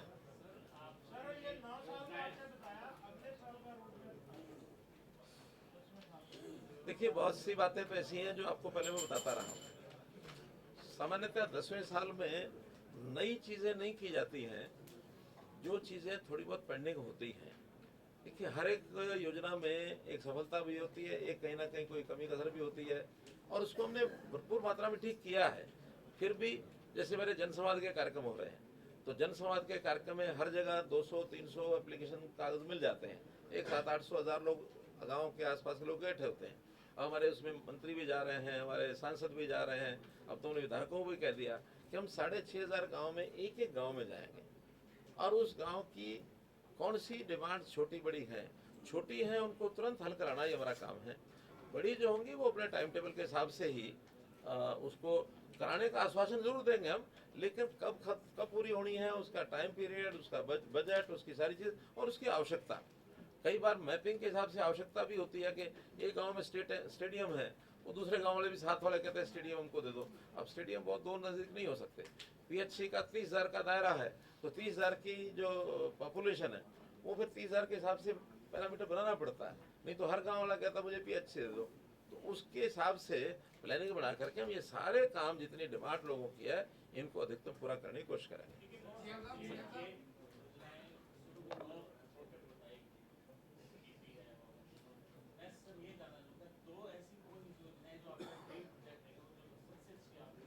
मेरी 9 की 9 महत्वपूर्ण है। मैंने 9 के बाद 6 और गिनाई है, एक एक करके।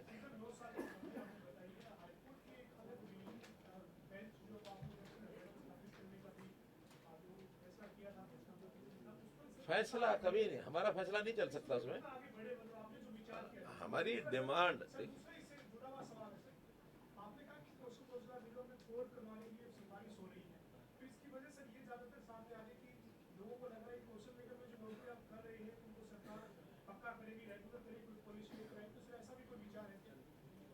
देखिए, पहले तो जहाँ तक जुडिशरी का विषय है, ये सारी डिमांड्स है, चाहे नए हाई कोर्ट की बात है, चाहे हाई कोर्ट में हमारे जजेस की संख्या बढ़ाने की बात है, चाहे अलग बेंच बढ़ाने की बात है, ये हमारी डिमांड तो हो सकती है, ये पूरी तो करनी है हाई कोर्ट और सुप्रीम कोर्ट ने मिलके। तो हमने हाई कोर्ट को भी लिखा हुआ है, केंद्र होम मिनिस्ट्री को भी लिखा हुआ है, और उन्होंने फिर उसके ऊपर विचार करके जो चीज़ उनको ठीक लगती होगी वो सुप्रीम कोर्ट को भेज करके वहाँ से परमिशन हमें मिलेगी, तब इसका लाभ मिलेगा। डिमांड हमारी आज भी तीनों खड़ी है। एक मिनट। और दूसरा विषय है HKRN का। देखिए, HKRN एक ऐसा पोर्टल है जिसमें आसानी से लोगों को पारदर्शी ढंग से, चाहे वो पहले के लोग लगे हुए उनका भी जो आगे सिस्टम है वो भी चालू रहता है, नए लगेंगे वो भी रहता है, उसके अंदर आने से कोई पक्का हो गया ऐसा नहीं है। वो तो आउटसोर्सिंग की नौकरी जैसे पहले होती है वैसे ही आउटसोर्सिंग की है, उसका और रेगुलेशन का कोई आपस में तालमेल नहीं है। सर, आज दिल्ली में एनवायरमेंट मिनिस्टर ये स्टेटमेंट दे रहे हैं कि we are coordinating on stubble burning पे क्वेश्चन है मेरा, coordinating with Punjab environment minister, पर हरियाणा में भी लगातार स्टबल बर्निंग हो रही है, लेकिन बीजेपी को वो नहीं दिखती और आम आदमी पार्टी को ब्लेम करते हैं। और यू सी दिस? देखिए, ये तो फैक्ट्स क्या है उस पर नजर आता है। अगर आप आंकड़े उठा के देख लेंगे, ये तो सैटेलाइट के आंकड़े आते हैं। हमारे यहाँ ये ठीक है, पिछले साल शायद 200-250 ही केसेस आए, इस बार वो 500 हो गए, तो उस हिसाब से बड़े हमें चिंता है कि क्यों हो गए। हमने उसके बहुत से प्रावधान किए, लेकिन जिस पंजाब की आप बात कर रहे हैं वहाँ हज़ारों में है, 4000, 4500, 3000। तो जहाँ 4000, 4500 और 500-400 का अंतर हो, ये तो कोई ना कोई देखने वाला देखेगा ही। हमारा कोई पार्टी से लेना देना कोई नहीं है। और फिर ये प्रश्न मेरी बजाय अगर आप केंद्रीय मंत्री से पूछे तो ज़्यादा अच्छा है। सर ये सर इस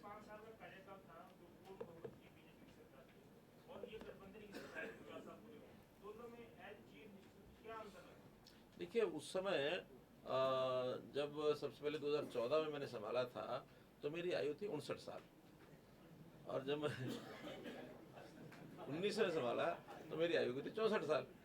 कितना बड़ा अंतर है। उस समय मुझे कोई अनुभव नहीं था एडमिशन इस सारे सिस्टम का, और जब 14 के बाद 19 में संभाला तो 5 साल का अनुभव हो चुका था। तो बहुत बड़े अंतर है। सर, मेरा एक सवाल है सीएम साहब।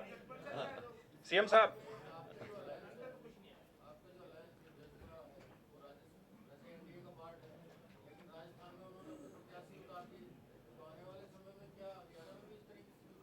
देखिए, जहाँ तक राजस्थान का विषय है तो ये विषय मेरे से संबंधित नहीं है।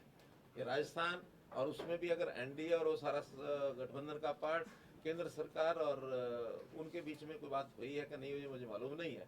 अच्छा है किसी केंद्रीय नेतृत्व के व्यक्ति से पूछें। सीएम साहब, ये इलेक्शन ईयर है, आपने 9 साल के बाद अपनी उपलब्धियां गिनवाई हैं। जब पहले टर्म में आपके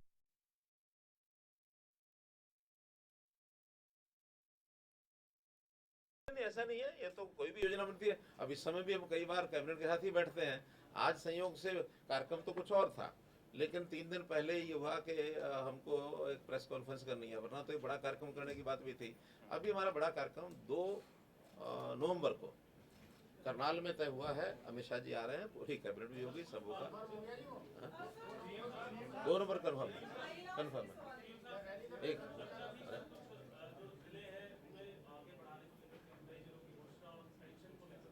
मेरे साथ किसी ने चर्चा की नहीं, आपसे किसी ने की पता नहीं।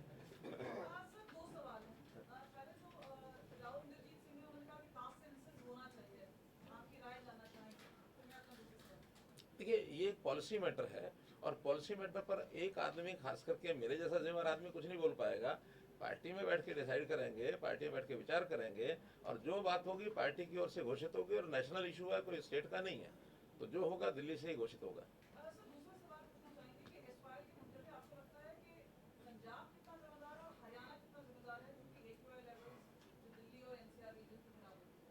नहीं, वो उसमें SYL और AQL से क्या लेना देना।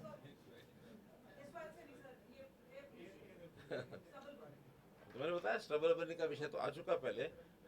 हाँ, ये स्टबल बर्निंग की जो इश्यूज हैं, इस साल 40% कम 40% कम है सर इस साल। इस बार- पिछले साल इस तारीख तक 1360 थी, जो कि इस साल अभी 813 है सर। हाँ, तो लेकिन पंजाब की तो कई हजार है। हाँ, इसलिए स्टबल बर्निंग का कोई हमारा ज्यादा विषय ऐसा नहीं है। और हम वैसे इतना जरूर चाह रहे हैं कि जितनी भी स्टबल है, जलाने के बजाय इसका उपयोग करने के लिए अवसर ज्यादा से ज्यादा बढ़ाए जाए किसान के लिए। उसकी इनकम भी है इसमें। वो जलाता इसलिए है कि उसको समय पर उसका डिस्पोजल नहीं कर पा रहा वो, और उसको जमीन 10 दिन में 8 दिन में तैयार चाहिए। ऐसा नहीं कि कुछ छुट्टियां हैं, 4 नहीं तो 6 हो जाए, 6 नहीं तो 10 हो जाए।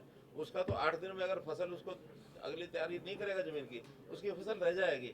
तो कुछ कठिनाई उसकी भी है, लेकिन हम उसमें से उसका सहयोग करना, रास्ता निकालना, और ये स्टबल का अपने आप में जो भरने का एक इशू है कैसे समाप्त, तो इस पर लगे हुए।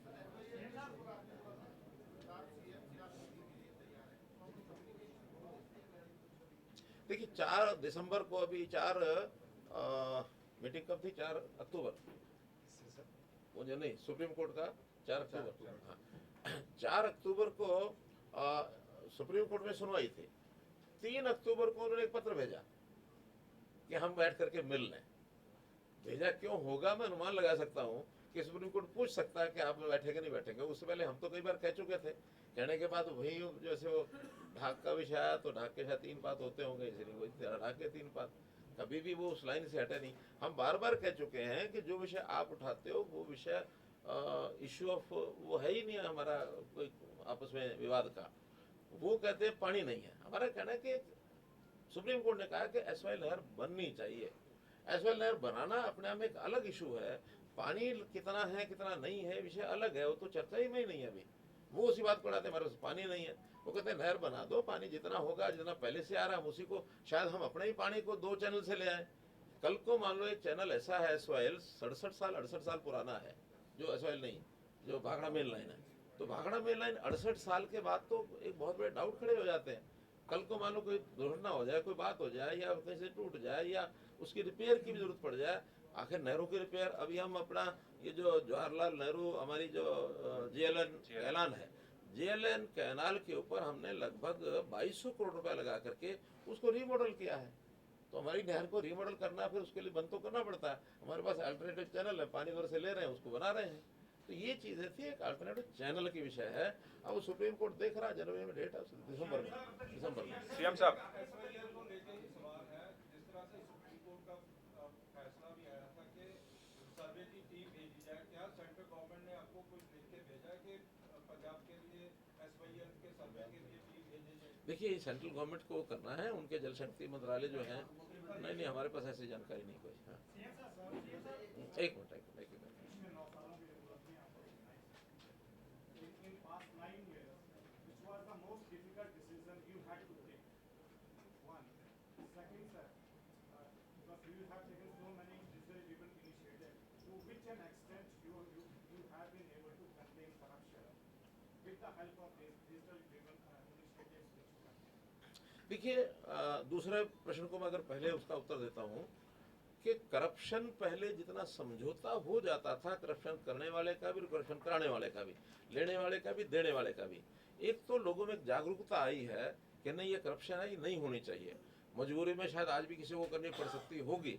मैं ये नहीं कहता कि 100% करप्शन खत्म हो गई है, लेकिन करप्शन के प्रति जनता भी अलर्ट हो गई है, लेने वाला भी अलर्ट हो गया है, देने वाला भी है।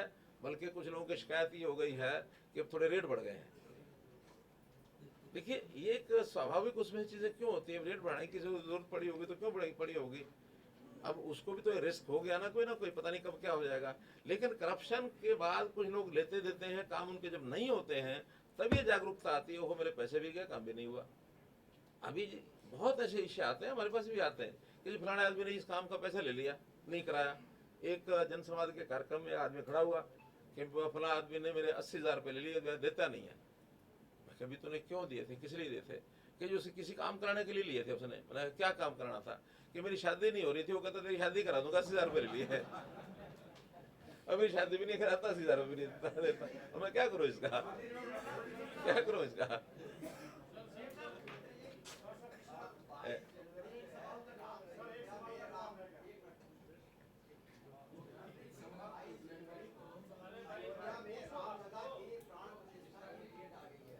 क्या हो गया?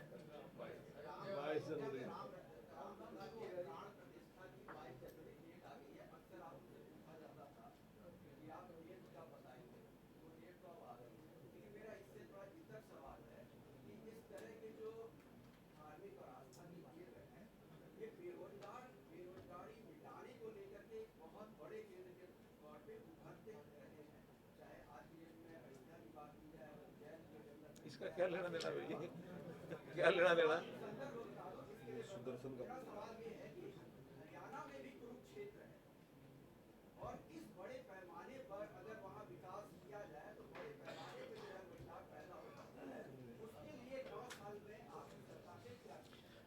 देखिए, मैंने पहले चर्चा की है कि अगर अंतर्राष्ट्रीय गीता जयंती का कोई शुरुआत की है तो हमने की है, और हमने उसको इस लेवल पर लेकर के आए हैं कि हर साल एक भव्य वो कार्यक्रम होता है और उसकी भव्यता धीरे धीरे आगे बढ़ रही है। अंतर्राष्ट्रीय स्तर पर भी जा रहे हैं, वहाँ बहुत सा विकास के काम हो रहे हैं। ये लोगों की श्रद्धा का एक विषय होता है। इसका ठीक है, जितना विकसित होगा, विकास होगा, उतना रोजगार बढ़ेगा ही, लेकिन सीधा रोजगार का इसका कोई संबंध नहीं है। सर पवन जी, हाँ, दूसरा क्वेश्चन है क्या? which was the most difficult decision you had to take in past 9 years? इससे छोटा दूसरा और है सर.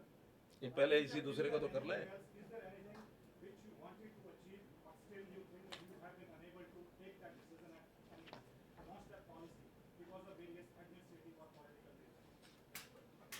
देखिए, ऐसा पहला जो प्रश्न आपने किया कि कौन सा ऐसा मुश्किल डिसीजन था, ये था, वो था, आपको कठिनाई कहाँ हुई, परेशानी हुई। मेरा गीता में पूरा विश्वास है, काम करना मेरा दायित्व है, मैं करूँगा। कर्मण्येवाधिकारस्ते मा फलेषु कदाचन। और काम करने के बाद उसमें कोई कमी रहती है उसको आगे ठीक करेंगे। बहुत सफलता मिलती है तो उसको सहज ढंग से लेंगे, क्योंकि सफलता भी मिलती है, असफलता भी मिलती है। तो इसलिए बहुत कोई कठिन चीज़ मेरे पास आई और मैं बड़ा कोई विचलित हो गया, ऐसा कभी समय नहीं आया। बहुत अच्छी कोई उपलब्धि हो गई और उसके अंदर मैं कोई फूल करके कुप्पा हो गया हूँ, कभी नहीं हुआ। ठीक है, और ये मेरा एक काम करने का एक साधना है, काम मेरी साधना है, चलो लगातार करता हूँ। सर, इस साधना का फल 2024 में मिलेगा सर? वोटों में तब्दील होंगे 9 साल का काम? निश्चित मिलेगा। आज हरियाणा में मैं अपने मुंह का अच्छा नहीं है, आप लोग बड़े बेस्ट जज हैं। जब आप फील्ड में जाएंगे, लोगों से बात करेंगे, करते ही होंगे, और बहुत लोगों के मेरे पास समाचार आते भी हैं, समाचार आते हैं। सर, एक सवाल ये है कि अमित शाह की रैली में सर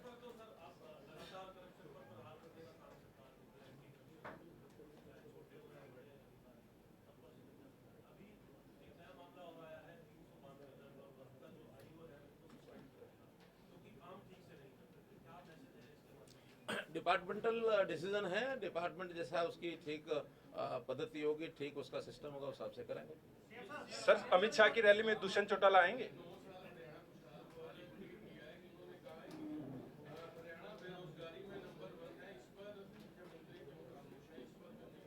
पहली बात तो यह है कि किसी ऐसी पार्टी के उठाए हुए विषय को जनता में उठाएं, ठीक है ना, वो आपके माध्यम से मेरे तक पहुंचाए, ऐसा ठीक नहीं है। सर, मैं इसका जवाब पहले दे चुका हूँ, और वो जो हुड्डा जी को मैंने कहा था कि उनके चश्मे में CMIE की जो छुपी हुई वो एक पुस्तक है, उनको शायद वही देखने लग गई।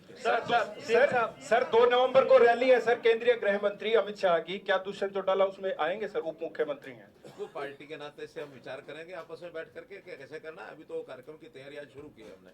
हाँ, एक पार्टी पूरे हरियाणा में चला रही है, 24 घंटे जैसे आज तक आप नहीं दे पाए, क्या 24 घंटे क्या नहीं दे पाए? बिजली नहीं दे पाए? मैंने कहा 5791 गाँव में 24 घंटे बिजली है, मात्र 800 गांव बचे हैं, और हमारा प्रयत्न है कि वो भी जो कमी है उसको पूरा करके उसको ठीक करा दें।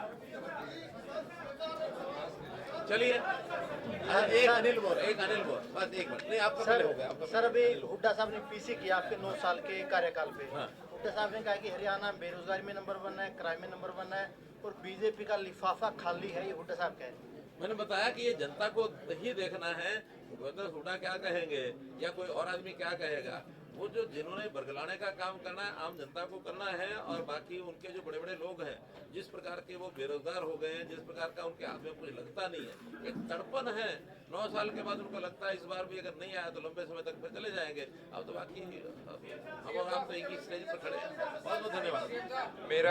मेरा सभी मीडिया बंधुओं से अनुरोध है कि भोजन के उपरांत ही प्रस्थान करें।